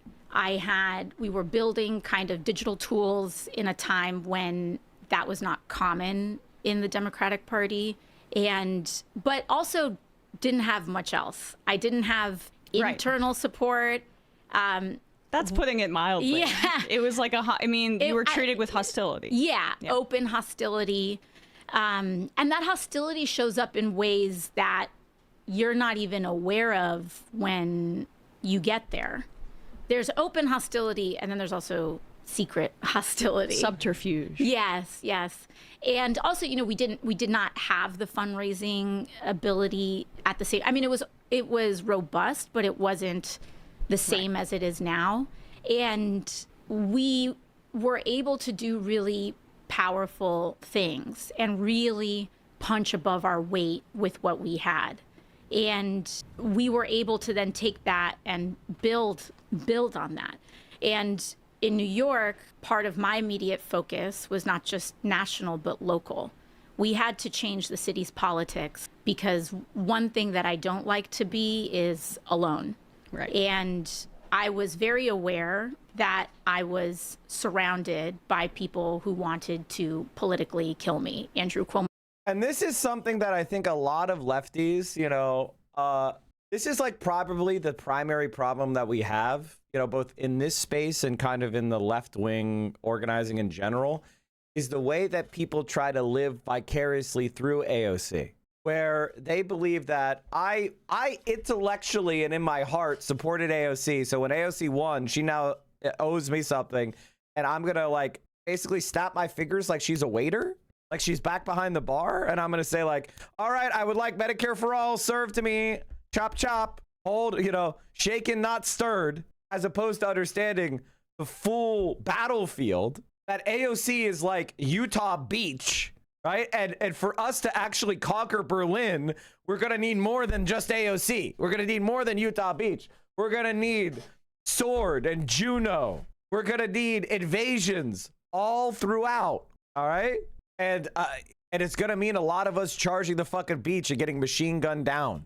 It's not going to be bloodless. Not going to be peaches and cream just because we have a foothold. You're not a passenger. You're not a pundit. You're not a general. You're a grunt. Grab a gun. Get to work. Was governor, a term in. Eric Adams was, elected mayor. And so our immediate focus, too, was also how do we support down ballot candidates and cultivate the next generation of people that were going to help govern this country over the next 10, 15 years. And so that's when we start getting, that year Julia Salazar got elected in 2018 after my election, because at that time the primaries were separated. Yep. That was Cynthia Nixon's year, too. Cynthia Nixon's year. You get Jabari Brisport. You get, and then we start putting these pieces on the board. A term later, Zohran Mamdani, assemblyman from Astoria. We've got, so on and so forth. We built the DSA SIO program on the assembly. When I say grab your gun, I meant metaphorically. We were doing D-Day. Judo, sword, those are beaches on D-Day. I was metaphorically charging the beach. I wasn't saying to actually grab a real gun. I know metaphoric language is difficult if you're stupid. I just want to explain that. Senate level, you have it on the city council level, and that has also then creates the political foundation and strength. So you're not just one person totally surrounded, but you take that and you invest it in a political coalition that can help each other. Yes. And that's not just local, but it's national as well. And you start to learn how to do that. And then you also make a case as to why this is not just good for your worldview, but also why this is good for the party. And that I would try to make that argument and it would fall on deaf ears. Yeah. But you don't have to just rely on whether people listen to you or not. You just do it. Well, and you also you have money, right? Like, yeah. I mean, that talks, and that is, it's like it's a way to combat the deluge of corporate money by having a carrot. And then, that I would imagine has made your work life a little bit easier. Has it made it easier for you to get certain agenda items through? Yeah, absolutely. Well, one of the things that I think we really encountered when I first got there was that F-35 crash, it still exists, but there was a really concrete conception in the party that only one kind of candidate can win a swing seat. Right. And it was very conservative, and it was very cookie cutter, and it didn't matter if your swing seat was in Ohio or Nebraska or Pennsylvania. You had to take certain positions. You had to be a certain kind of candidate in order to be considered viable. And so the kind of crumb that I started with was, because at that time we had the largest class since Watergate. So I started to look at all of our frontline candidates, and I say, are there any here that kind of break the mold in any way? And at that time we had 1, 2, or 3 that were fit whatever mold was fit, but you'd have one that was on Medicare for all. Right. Or you'd have one that was willing to sign on to the Green New Deal resolution. And so what I started to do was max out to those frontliners that were willing in one way or another to take a risk and buck convention.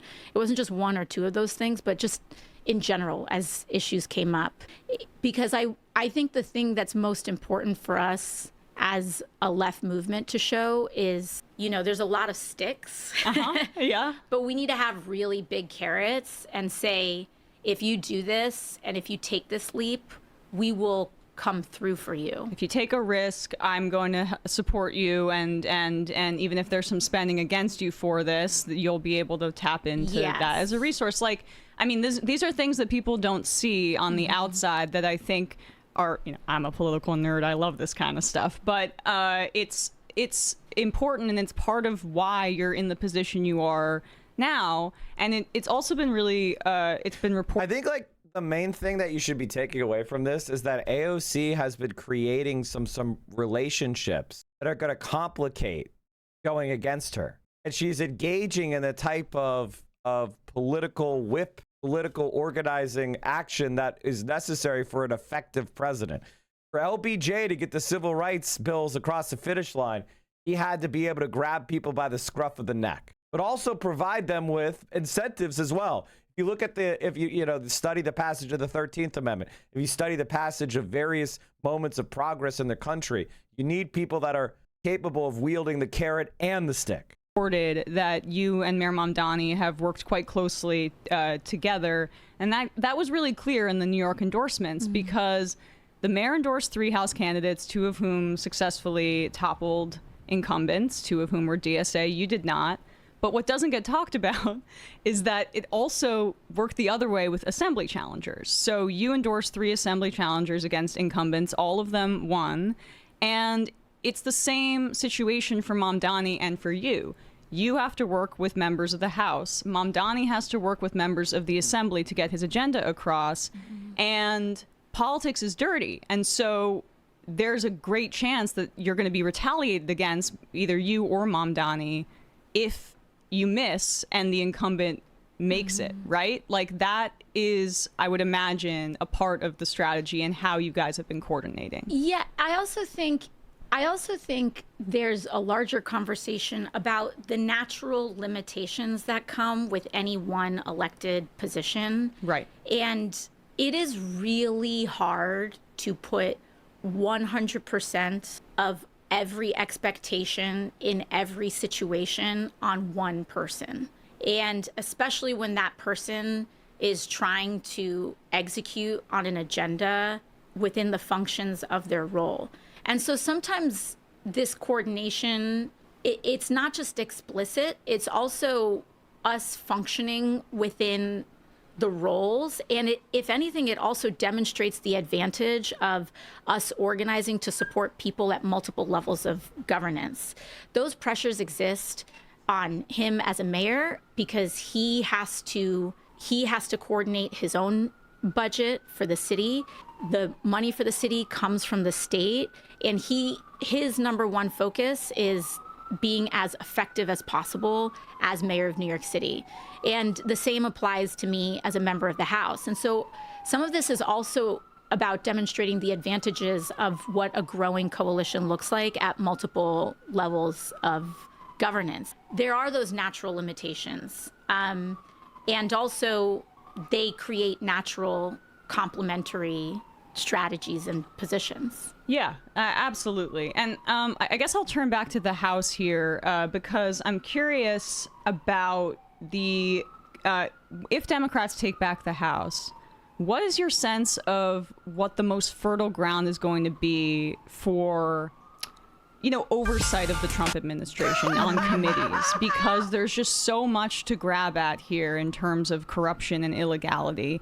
But guys, oh my Lord, don't worry, I have some funny ass shit that's popping up. Hassan Piker exposed. Friends have ties to radical pro-China communists. Oh my God, they found Eric. I'm curious if you think in terms of the House business where people think, what the fuck is going on with that siren? Is it parked outside the fucking door? The Trump administration has its most vulnerabilities in terms of oversight. It's a little hard because their law breaking is so prolific. Yeah. So where my instinct says to go is 2 things: their source of money and their source of political power. So if I were just to go just off the top of my head in terms of political power, you want to go after Epstein. Yeah. You want to go after not just corruption generally, but corruption in the ways that undermine their base. I think that after the general election, there was so much, especially in the Democratic establishment, so much hay made about bro podcasts, and that's where they ran up the numbers. Yeah. And I think that the media has just as much of a misogynistic blind spot as anywhere else. I mean, they are the misogynistic blind spot in many ways. You've never experienced that. And so, but the cost of that is that I actually think a lot of it was Maha. I think that there was very little political analysis done on how they really focused on women, on moms, on radicalizing and doing a lot of persuasion in an electorate that was much more swingy than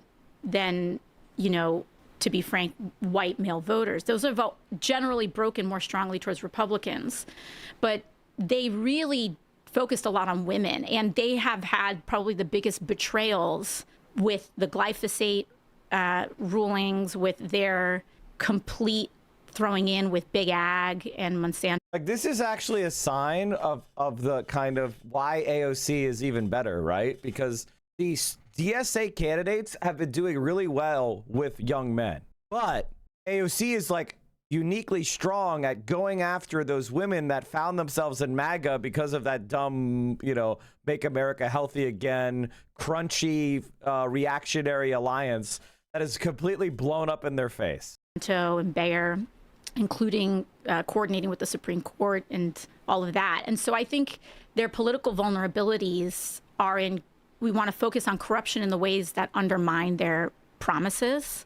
And we want to go after investigations that cut off the supply of their illicit money flows. So what do you make of the Maha movement then? Because our hypothesis, or at least mine, has been on the show that these charlatans are able to fill a vacuum because there's so much anxiety that people have with the healthcare system. I agree completely. Yeah, if you want to expand on that, go ahead. Yeah, I mean, I actually meet with Maha activists. I work with Maha advocates because a lot of them really don't believe that their fight is partisan, and it's not in many ways. We do have extraordinary corruption in our agricultural system, in our big corporate system as well, and this is an area where both parties and our entire political system has been compromised. Like, one of the first things I did was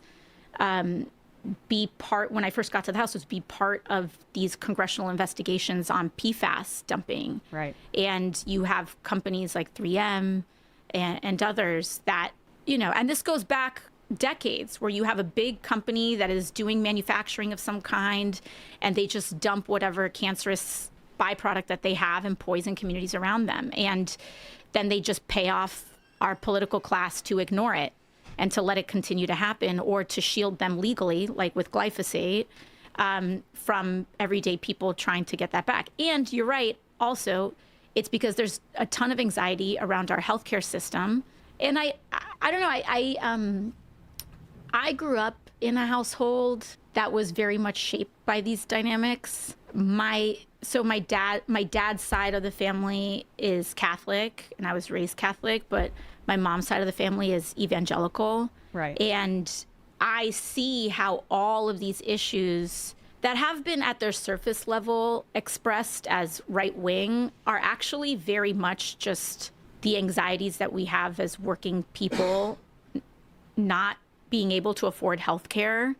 And so it's also like, how do I stop being sick? How do I prevent being sick by limiting my exposure to things that I think are toxic? Yep. And then, which there are things that are actually toxic and things that aren't actually toxic, that get taken advantage of. And then also, when I do get sick and I can't afford medicine, what are the holistic and low-cost alternatives that I can turn to because I know that I can't afford to see a doctor? And that is a place of tremendous vulnerability that people feel that is immensely legitimate. And then if you add the racial component too, I'm Puerto Rican. The United States sterilized women for decades. And so you have COVID, you have vaccines, and obviously in the Black community, same thing. Yeah, right. And so that is a perfect storm of a lack of trust in institutions that is oftentimes very valid and very legitimate. And you don't win that by saying, oh, don't worry, or condescending to it. Right. We do need to fix our healthcare system. Absolutely. Lastly, I know you have to go. I wanted to make sure that we touched on this because you've been subjected to some pretty interminable misogyny and racism too throughout your career, including these vile deepfake images on the internet. You and Nancy Mace actually have been working together on this Defiance Act. It's a bill that allows victims who have been, the victims of deepfake, sexually explicit deepfakes, to get recourse. It passed unanimously in the Senate. It has a bunch of bipartisan co-sponsors, and yet Republicans apparently don't want to pass it because it will give you specifically a win. What's going on there? So I will say that this is not the first time that we've encountered that roadblock, frankly, in both Republican and Democratic majorities. There is a fear about, there is a lot invested. So in other words, they're making sure that deepfake porn can stick around because they're afraid of saying AOC is an effective legislator. Think about how evil that is. Think about how much of an evil piece of shit you have to be. Also, like, they are demonic. In trying to convey an ascendant and popular movement as ineffective. And so there is a lot of incentive by our political establishment to do everything they can to maintain that narrative, because it's one of the few things that they have. And I think that in a Republican majority where they are very vulnerable, the last thing they want, I've heard straight up, I've had bills that are, we hear about the flashy stuff. I have bills that are so common sense that pass committee unanimously, that everyone, Republicans agree on, Democrats agree on, swing seat folks agree on, and, having people on my team be told this can't move because it has her name on it. And that has happened in the past under both party leaderships, and that's okay because we find other ways to be effective. I want you to understand something. Like, there's a reason why they say, like, Haley Stevens is the most effective legislator, because when they have a centrist, they try to have them get a lot of bills so they can make this argument, and they take them away from people on the left so as to pretend like they're just pie in the sky. Like, that's how evil these fuckers are. And that's why, I've always told you, I despise most Democratic, like, centrists, like, at a level that you don't. I think AOC is way too nice, to be honest with you. I think she should be using her and she's gonna have to go to war against these people, because they're gonna go to war against her. So it is what it is. That's part of why I want her to run, is so everybody can see what they do. But I do think that when it comes to this issue, I would really implore Speaker Johnson and Republicans, again, this has bipartisan bills. We should not allow pedophiles and sexual abusers to run amok because you just don't like a girl. Hot take. Hot take. And I think that there's a lot of political realignment happening in the country, and whether, people like it or not, there actually is a lot of hope that can be generated, among voters of all kinds, to actually show us get something meaningful done by people who are most disparate and unlike one another in the House on something that's real. The Defiance Act, we're now at a point where something like 1 in 8 middle schoolers' kids know someone or have experienced deep fake attacks in this way. Right. And to allow this to continue to score a political point is some of the most egregious and horrible activities that we can do. And I actually do think that on this issue, they are capable of being better. Yeah, and Mike Johnson's supposed to hate porn. I thought he had some app that he and his son notify each other. Let's just move it. And I won't and there's been really great Republican leadership. I've worked with Representative Laurel Lee on this, and we're ready to rock. Like, let's help people. Right. Let's help people. Right. Well, that's a tall task for Mike Johnson and this Republican leadership. They also do love protecting pedophiles as well. That's like a core brand proposition for them. So anyway, Representative Alexandria Ocasio-Cortez, thank you so much for your time today. I really appreciate it. Thank you. Appreciate it. Quick break. We'll be right back. Awesome. We are back, folks. We're going to wrap up the first hour in just... What a day. And as I said, like earlier this week, like my main strategy, like my main, you know, the kind of like thing that unlocked in my brain this week is that instead of me getting mad at you guys because you can't see the future that I can see, I'm going to organize around you. I'm not like, when somebody's a stumbling block, I'm just going to bury them and I'm going to organize around them. If you can't see what's going to happen in the future, I just need to position myself to take advantage of that opportunity the most. I need to be the person that's going to be there saying, I told you so, I was right, instead of having that kind of negative energy. DemocracyNow.org. I'm Amy Goodman with Nermeen Sheikh. We turn now to news that Citizens Bank has severed financial ties to Core Civic and the Geo Group, two of the nation's largest private Month by Jersey City in New Jersey to divest from Citizens Bank and close its over $250 million for Civic and Geo. And joining us here in New York is Jake Efros, Jersey City. Now, if you guys don't recognize this man, he was on our stream. We raised money and they fucking won. This is another Mike from PAW. A Mike from PAW. Just a second, I'll read some IMs. And that brings us to the fun. MSNBC is crashing the fuck out over DSA. They just put out 2 DSA smear videos as we were watching the AOC video. Does the DSA have a diversity problem in its top ranks? In Wisconsin, the Democratic primary battle for governor of that state. So, Wisconsin governor, Korean American woman, Michigan, Arab Muslim man.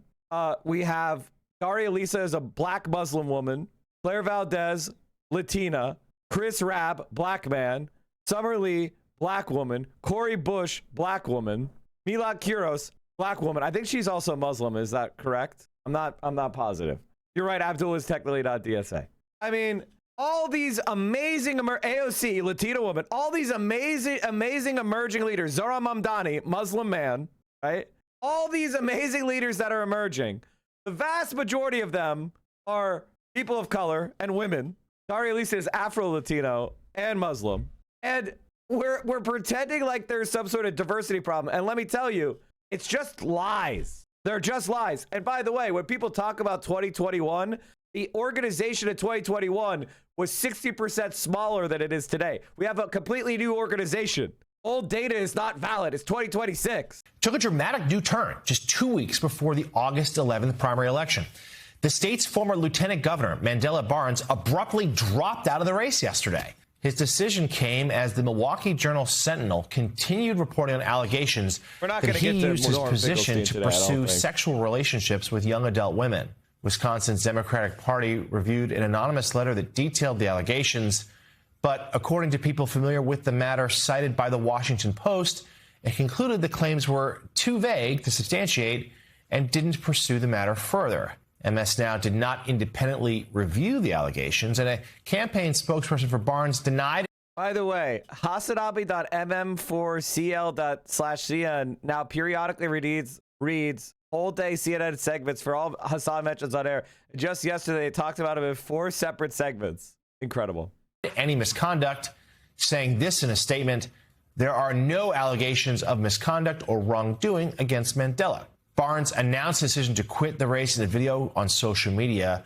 He did not formally endorse another candidate, but said it's now clear who the nominee will be. With Barnes out of the race, all implications point to the nominee being State Representative Francesca Hong, a Democratic socialist who has been leading in recent polling, and that's part of this. There were, these stories and allegations seemingly sprung to the surface, but also Barnes was trailing pretty significantly in the polls.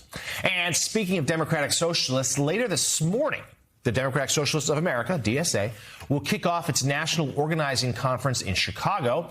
And the Windy City is where we find MS Now senior Washington reporter and co-host of The Weekend, Eugene Daniels. Eugene, great to see you. Tell us more about this DSA summit. It's certainly a party in the news right now. What are they hoping to accomplish? There will be about 900 people here, is what the organizers say. And what's interesting is for folks who are expecting kind of like a DNC convention, it's going to be much more like a rules convention, rules summit that they have, a rules meeting where they're sitting around. They're going to be talking about a lot of different organizing capabilities, or have a skill set meeting.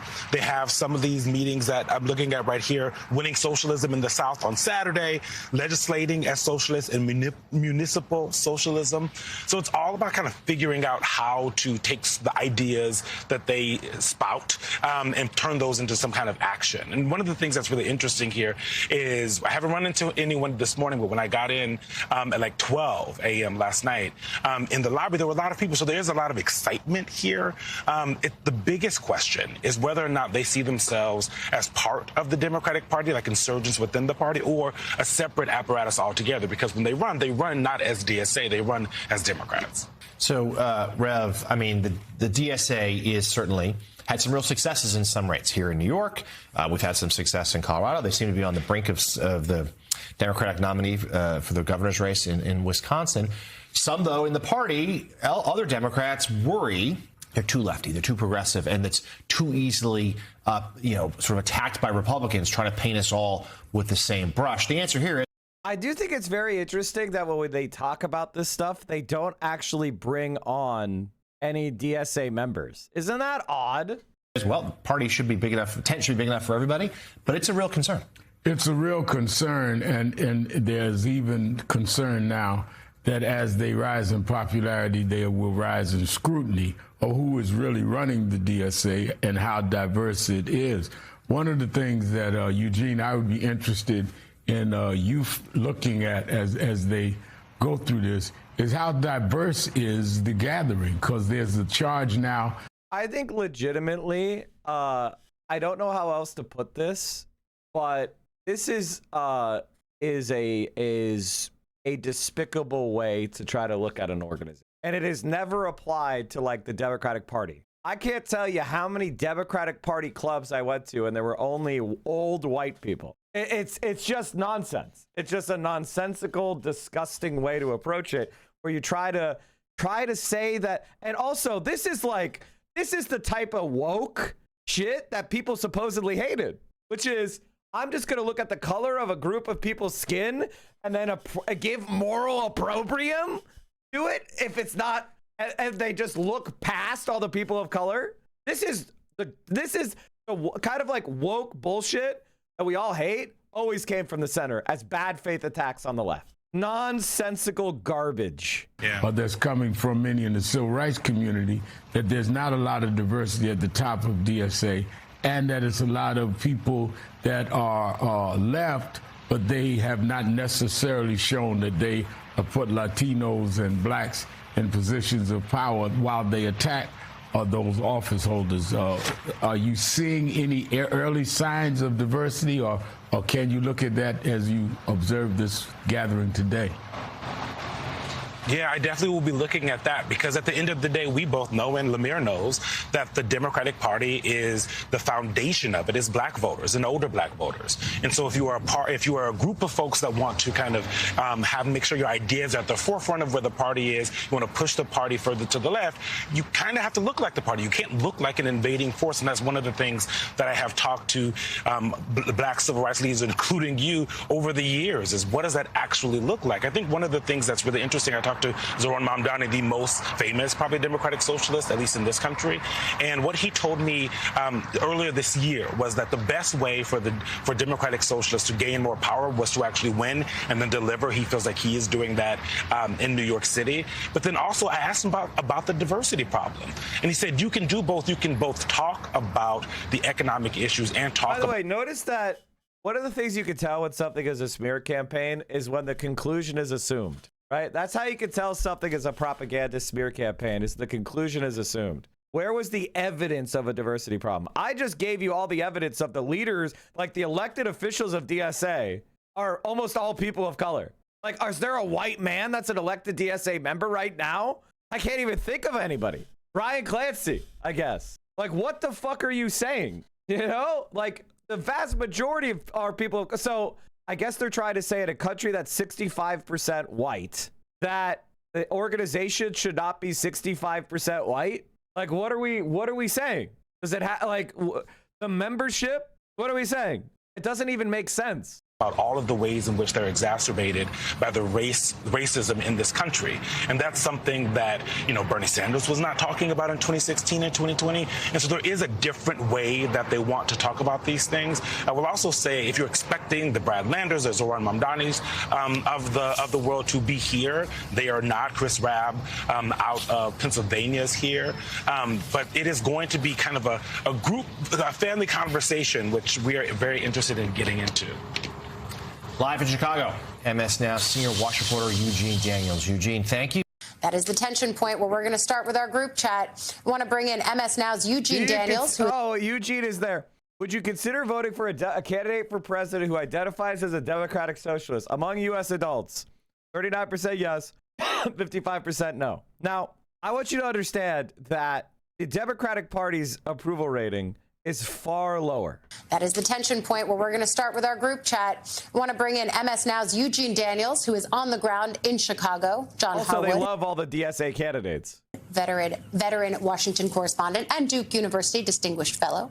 Naira Huck, former State Department senior advisor and former White House senior director, and Joel Payne, Democratic strategist and former senior aide for Hillary for America. Absolute pros, one and all. But Eugene, you're on the ground, so I'm going to go to you first. Talk about the mood at this conference. You and I were talking on Way Too Early before you left about if they are seeing this as the start of a true realignment inside the Democratic Party, or if they still see themselves as the fringe trying to push the rest of the party out there. It depends on who you ask which one of those things is true, right? I think they do feel like they have a lot of momentum at their back alley from Zoran and then everybody else who is one who's a DSA or DSA adjacent person. But also, they haven't really figured out whether or not they feel like they're insurgents within the Democratic Party, or whether they're a separate party and different people do different things. I was talking to a Tempe, Arizona councilman who sits in a seat that is, there's no political affiliation, but he is a DSA member. And the thing that I thought was most interesting is the understanding, as we all do, that if you want to change a party, right, like if you want to get in there and change it, you do have to convince a lot of people. And there's some frustration with mainstream Democrats that there is not a lot of convincing coming from the left. There's a lot of finger wagging at them. And I think that is something that they're going to have to contend with. And also at the end of the day, establishment Democrats have left this. The only reason the insurgency can happen is because of them. Have they been making sure that voters were getting what they wanted after they elected folks? If they were making sure that they were listening to voters who wanted fighters and wanted to see something change within their lives, you wouldn't see these folks winning. And I think that is the thing that the establishment has to contend with as the DSA is here meeting. I will also point out, it's not a convention in the way that we typically think of them. This is more like a rules committee meeting for the DNC, because there's like 900 people here, not a ton of speeches. A lot of learning, they say, is going to happen here. One quick question, Eugene, before I take this to the table. Do the folks that you're talking to at the DSA consider themselves Democrats? Some do. Some of them see themselves as Democrats. But what you will hear both from people here, but also people like Bernie Sanders, that the only way to actually win is to do it through the Democratic Party, right? And so some of them consider themselves Democrats. Many of them, I think, especially the younger ones, see themselves as DSA members first, who have to work within a system that in their eyes is built to make sure that the left cannot succeed. But they have to work within the system that they are in while working to change it. And I think, Joel, it is that natural tension point that Eugene is referencing there about what does it actually constitute? And this is something, frankly, that I've asked Abdul El-Sayed, who is running in Michigan. When does the Democratic Party end and the Democratic Socialist movement begin? Or are they just one and the same, and one is just pulling more toward the left than the other? Yeah, I also think it's important. I mean, I think the idiosyncrasies between the different parts of the left is important, too. Like Eugene alluded to, that there's DSA, there's DSA adjacent, there's DSA friendly. And I think the thing that sometimes people miss is how much organization and how much, real thought and power goes into the muscularity behind this movement. Like, these are not just folks who are like hobbyists. Yeah. Like, these are folks who are building real political power. They're very invested in it. If you look at the places where these DSA candidates have been successful, door knocking, phone calls, like real organization. They've been able to turn folks out. So yes, the energy. Well, ladies and gentlemen, ladies and gentlemen and MBs, we have a competent analyzer who is correct. Behind their ideas is very, very. I was just looking at my old tweets, chat, and I found one from October 21st of 2020. Watching the AOC stream, I couldn't shake the idea that she would be our president one day. She and Ilhan Omar are so far ahead of every other politician in this country, both in policy and in outreach. Amazing how much she's been able to stay true to herself and the movement. By the way, Hassan promised me that I would be able to play with AOC on the next Among Us stream 6 years ago. I'm sure he forgot. Remember when you tweeted about Zoran on January of 2025? This is really great. Zoran seems like a really cool guy. Yeah, I know. I was mogging Vanguard because they were like, drop these videos in February, by the way. AOC is running in 2028, and this is proof. Like, mogged. 6 years mogged. Very, present, but also the organization and the thought behind putting a political movement together. Hassan plays games. Hassan never games, so you're fucked. First of all, I've played with Hassan multiple times on stream. I played Warzone with him, and I played Helldivers, where I had the most kills, by the way. Carried his ass. That shouldn't be missed. To Joel's point, this idea of movement building and 3 years ago, bro. I know, it was a long time ago. Fuck. Door knocking, connecting with real people, right? Real people. It's something the Democratic Party used to be known for, right? Union organizing, people power. And in that Clinton, Biden, liberal era, so many folks on the ground felt that was lost, and that connectivity. God, why is the analysis so good on MSNBC? What's happening? Wait a minute, who is this? Who is this queen? Who the fuck is this? I gotta find her Twitter. She was White House senior director under who? Biden? Okay, she's in some sort of like. She's definitely in the blob. Liberal era, so many folks on the ground felt that was lost, and that connectivity at a very deep community level. You're Obama there? Well, I mean, I did work for the Obama administration, so thank you for noting that. But Obama did have this kind of maverick element in that. I mean, he was not supposed to run at that time. That was supposed to be the Hillary election, and he came forward, right? He was also younger. And so it's some of that Obama energy that crossed party lines, frankly. The majority of Americans are unaffiliated at this moment, right? Mm-hmm. They've rejected party labels. And so whether, as you said, whether it's DSA or something else, this is the way that you reignite a big tent.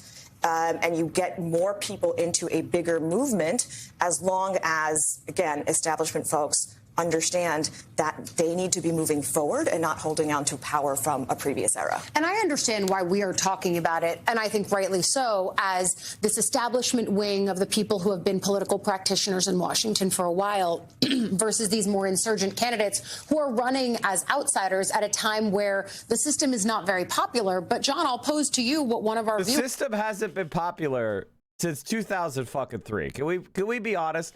We just had 23 years of failure trying to get some fucking change in this shithole.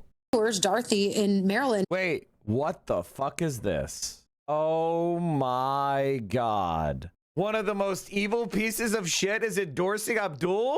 Let me call my own black ass out to the carpet, because my silence has been a little louder than my advocacy. I've been a supporter for Abdul El-Said for a long ass minute for Senate. In fact, one of the first creators to interview him, I'm a collaborator on that fucking video. Meaning, it's got my stamp of approval, ho. Well, why can you know that Pecker with Piker likes him? What the fuck that got to do with me? That's his issue. I'm focused on the issues. Like, this is not no click shit. This is politics. And I'm not going to play politics with people's lives. Well, Kenny, I thought you didn't like progressives. Well, I don't like prejudiced progressives.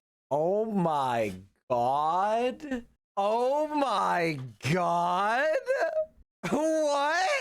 This is the guy who's like one of the most anti-AOC misogynists. What the fuck? I don't like milquetoast moderates. I don't like racist ass Republicans. It's all anything that stems in anti-blackness, bitch. I don't like it. I'm politically homeless. I just so happen to be a black person who's registered as a Democrat. Y'all the lily whites who like to live by motherfucking labels, not me. I'm seeing a master grifter at work. My brain is short circuiting. I'm actually Mike from PA is speechless. Mike from PA is speechless. I don't know what to say. You said this would happen. It would become popular to support the left. I mean, yeah, I did expect it to be too raw, too real to lead the way.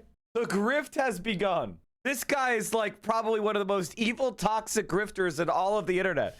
How the fuck what is going on? Abdul is a motherfucking real one. He ain't like these other motherfucking progressives. He's not a class reductionist. He believes that you cannot deal with class unless you deal with race. He continuously shows up in black spaces. He doesn't diminish our experiences or chop it up as identity politics. In fact, he even teamed up and collaborated with one of the most productive women in Congress, Lauren Underwood. Mike's got a neon sign that says Mike was right. I should get one of those, honestly. I'm speechless because, like, obviously when you're winning, this is what it looks like. You know, when the people start bending the knee, this is what it looks like. People that you don't like are nonetheless bending the knee because they have to. You know, like that's what it looks like. And he can do all the cope he wants, but Abdul is AOC Bernie Sanders guy, campaigning with Hassan Piker guy. But this is nonetheless a knee bend of gargantuan proportion. I'm going to send this to Hassan. Well, Kenny, wasn't he a part of the uncommitted movement? Yes, he was. But he wasn't like the motherfucking crackheads that turned from uncommitted to abandon Harris. They originally had good intentions, but just like every motherfucking movement, there are some people who decide to derail the fucking movement and do some other shit. Let's roll this shit back real quick. Originally, the uncommitted movement was to apply pressure to the president to call for a ceasefire and to end the devastation that was happening in Palestine. When Joe Biden dropped out and said he wasn't seeking re-election, it wasn't even a day later that Abdul was calling on Kamala Harris to be the Democratic nominee. He endorsed her immediately, even before any delegates even voted for her to be the presumptive nominee. Like I said, he ain't crazy, and his ass ain't DSA neither. I know that capitalism works. I just know that it does not work when you have monopolies or oligopolies. The reason why I feel like I am in some sort of I'm in some sort of Twilight Zone situation. This guy is doing so much ego protection, it's crazy. How do you describe this? The ego cope is so insane, it's crazy. I support him is because I want to show and set a precedent for progressives to know that you can win without the anti-blackness. You can win without the prejudice. You can win without being a class reductionist. You can win without always having to feed into white grievance. You can win without diminishing black experiences. You can win with being inclusive. You could win without trying to defang black people from the Democratic Party. The reason why I support Abdul is because we agree on so many issues, particularly when it comes to policy. Medicare for all. I agree with that shit, but because he understands the issue of class and race, he understands that even passing Medicare for all will not deal with the root causes on why black women are more likely to die than their white counterparts because of his connections in class. Unironically, and obviously he's doing a lot of ego protection. He's saying a lot of shit that is obviously bullshit, because if you've watched anyone on the progressive left, we are intersectional. Like, Medicare for All is an intersectional program. It's designed to care for the inequities, including targeting like a laser beam, infant mortality, black female, maternal mortality. Those were all because Ilhan Omar helped Bernie Sanders write his Medicare for All plan. Like, that's always been the case, right? That's always been the case. Here he is saying that DSA hates black people. Okay. Collaborations with black women like Lauren Underwood, the woman who actually wrote the Mommunist bill. Because he's not a class reductionist, because he understands that racism is the root causes on why all these things are happening. So if I didn't say it before, let me say it full-throated. I endorse Abdul El Said for Senate. Incredible. He's also feral for Zoran. Oh, is that right? I mean, the guy is a talented grifter. He's a talented grifter. Like, this is something that I told you guys was going to happen, right? Like, with the anti-AOC grift is going to shift to being pro-AOC. Like, I told you that would happen. And I've been mad at people that are still doing the anti-AOC grift. That shit is going to run dry soon. Some people are going to be stupid and they're not going to understand that's what's happening, and they're going to double down and go the way of Jimmy Dore. And a lot of people are going to go, oh, she's so based. When did AOC get so based? So prepare for that. Prepare for that. Is saying, why won't the Democrats Where the fuck is Hassan? I'm hungry. I want to get my lunch. What the fuck is he doing? He's in Michigan, so maybe he's having issues. He's fighting for his life. On Twitter, people are turning on his ass. I just got an email from Ryan Clancy. I'm clicking this. I'm going massively. Oh shit. Saturday with Rep Omar. On Monday, I'll be appearing live on Mike from PA's Twitch stream as a 4-time guest on the Central Committee. I can testify to how having Mike and his supporters like you across the country can not just help our campaign, but our ability to pass our agenda when we're in power. We don't have a specific time for it yet, but Mike starts streaming at 9:30 CST on Monday. Oh, I mean, usually we just do it. I mean, if you're a real Mike from PA head, you know that I usually start at 10 a.m. for my interview. My interviews are 10 a.m. for 1 hour. Like, everybody who's a real head knows that. FRAN did well. Nobody likes the Senate. Abolish the Senate is probably fine. Who gives a shit about the Senate? Claire Valdez has endorsed Justin Pearson. Why has a DSA? You have to ask for it. And I don't know how Tennessee DSA is. You know, maybe they're anti-electoral. I don't fucking know, man. Don't ask me. Focus on policies and stop the divisive conversation of moderates versus something else. Well, I think they will if they get power. They're going to focus on policies, but this is the time when factions fight each other. I do think the relevant point is the one that you made in the initial question to Joel. I believe this is directional. It's not about socialism per se or democratic socialists of America. The views espoused by the head of the Democratic Socialists for America, who was on television recently, are held by a minuscule number of people. Abolish the Pentagon, abolish the police forces. Get rid of the Senate, defund the police. Yeah, that stuff is fringy, going nowhere stuff. The point is directional. It's about aggression and fighting and trying to get more done. It's basically a more government help for people. That's what people who call themselves democratic socialists, that's what they want. And that's what they hope to get if Democrats take over. You can. And I also just want to add to whatever you're going to add.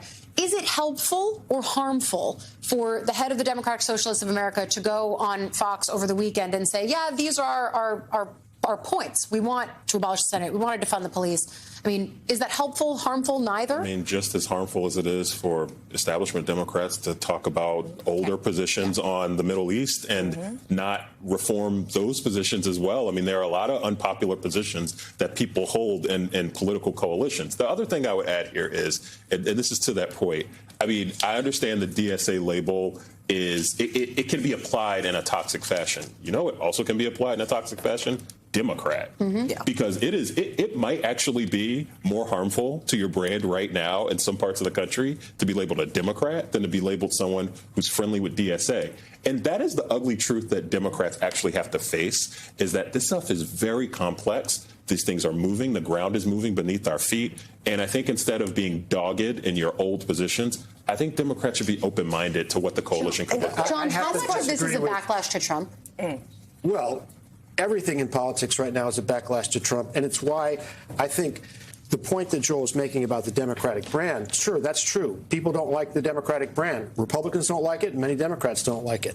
That's not the relevant factor for this election. Donald Trump and what his administration is doing is the factor in this election. I do have to disagree with Joel in the sense that when you said, is it helpful for that person to go on Fox? I think it is not helpful. I don't know how much not helpful it is. I'm not sure how many people really absorb what's going on that.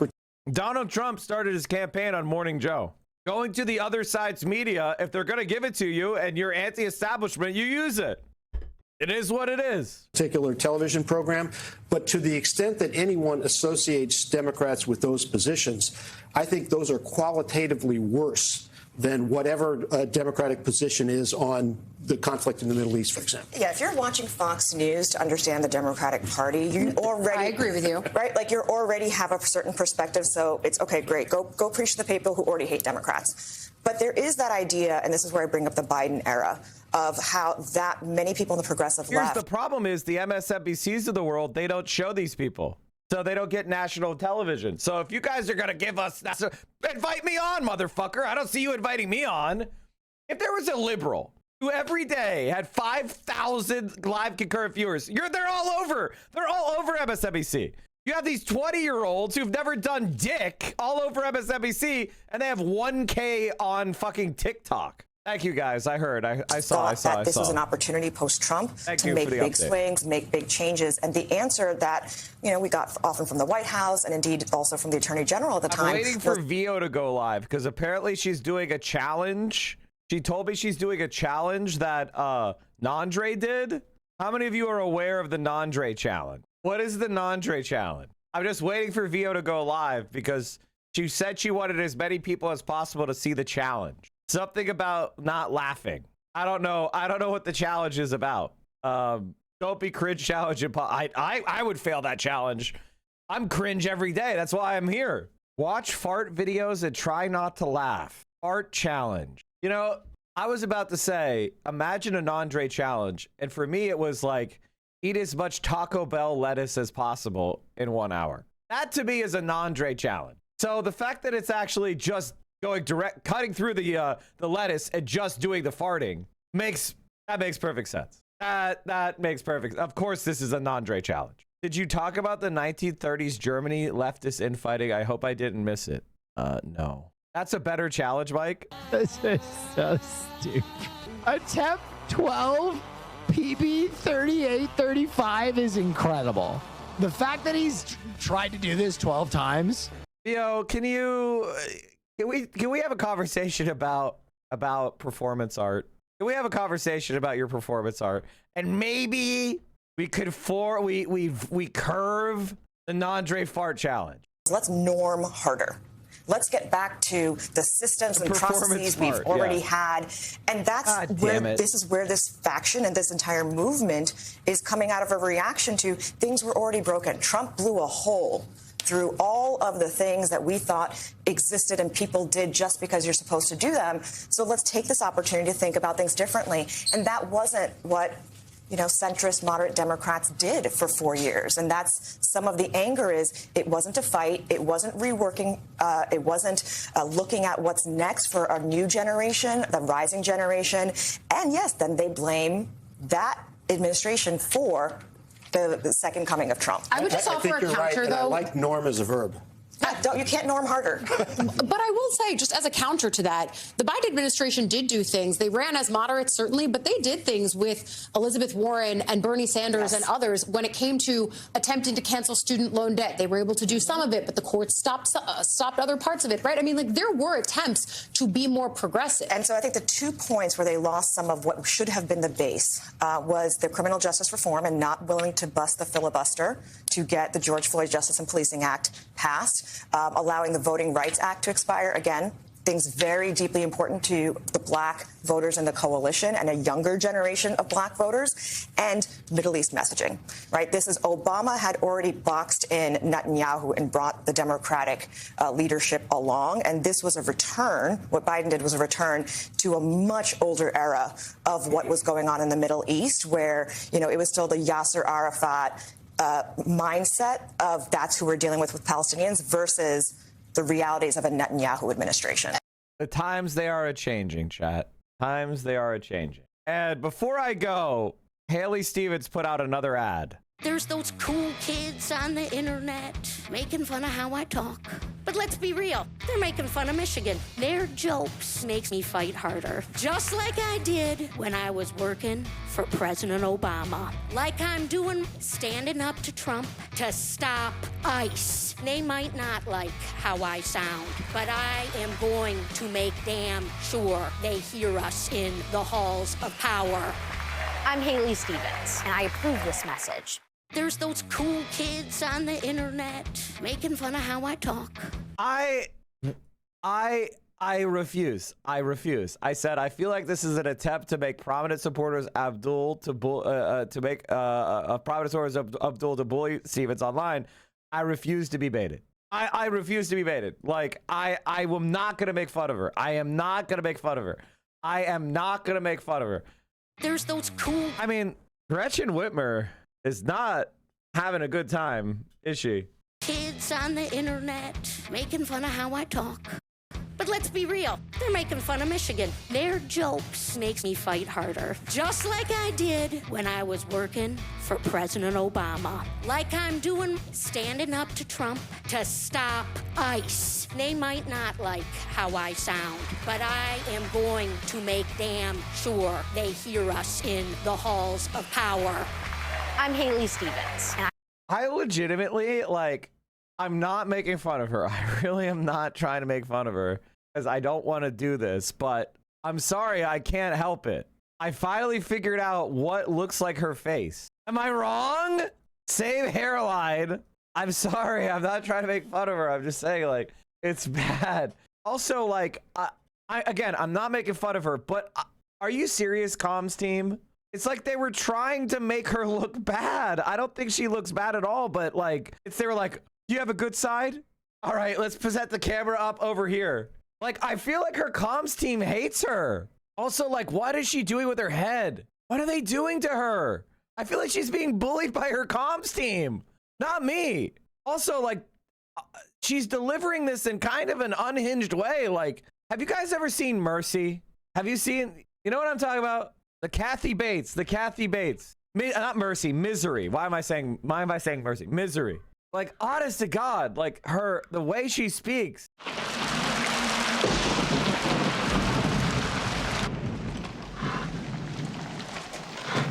So you do. That's very kind of.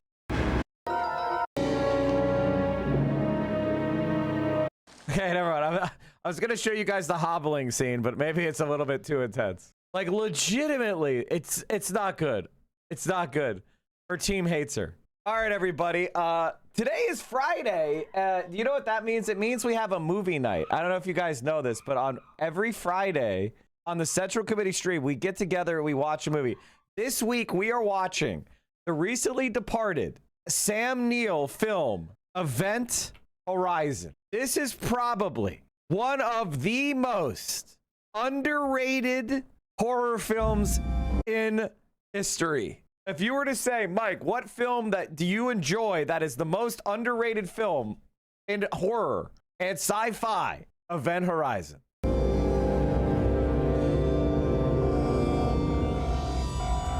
We're watching it on the Discord. Here's my Discord link. At 0300 this morning, TDRS picked up an automated navigation beacon broadcasting at 2-minute intervals in Neptune orbit. This is incredible. It's the Event Horizon.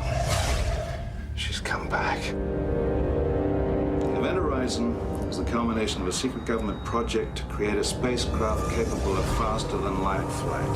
The ship doesn't really go faster than light. What it does is it creates a dimensional gateway that allows it to jump instantaneously from one point of the universe to another light years away. Where's she been for the last 7 years, Doctor? That's what we're here to find out. After 7 years in deep space. There were 18 people on board this ship when it disappeared. I want them all accounted for. Opening outer door. It came back, abandoned. Any crew? Negative. This place is a tomb. But it didn't come back alone.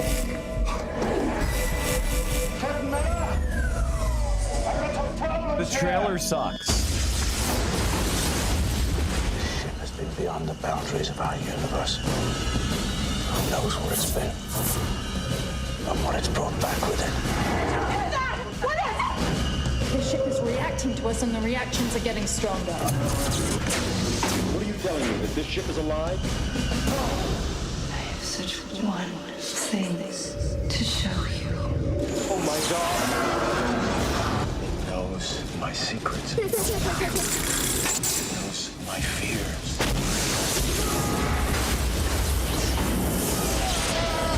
Vacate. I want off this ship.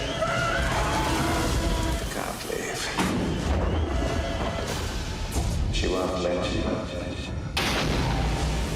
God help us. So come check out Event Horizon. It is a banger. One of my favorite 90s practical effects films.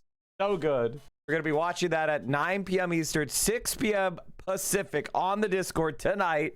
Make sure you join that. Also, don't forget, the Reaction Podcast. This week on the Reaction Podcast, we are having very special guest, 3 Arrows, to discuss the rise of Alternative for Deutschland and the far right in Germany. If you guys have ever checked out 3 Arrows, go check that out.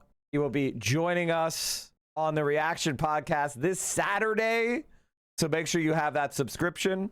All right, everybody, that's it for me today. I'll see you guys tonight for Event Horizon. Also, throw a couple more bucks to Ryan Clancy, the GOAT. All right, everybody, stay safe. Solidarity forever. Thanks for hanging out, and enjoy the VO challenge. Performance fart. Also, I did look at the Zomboid update. It looks insane. All right, everybody, peace out.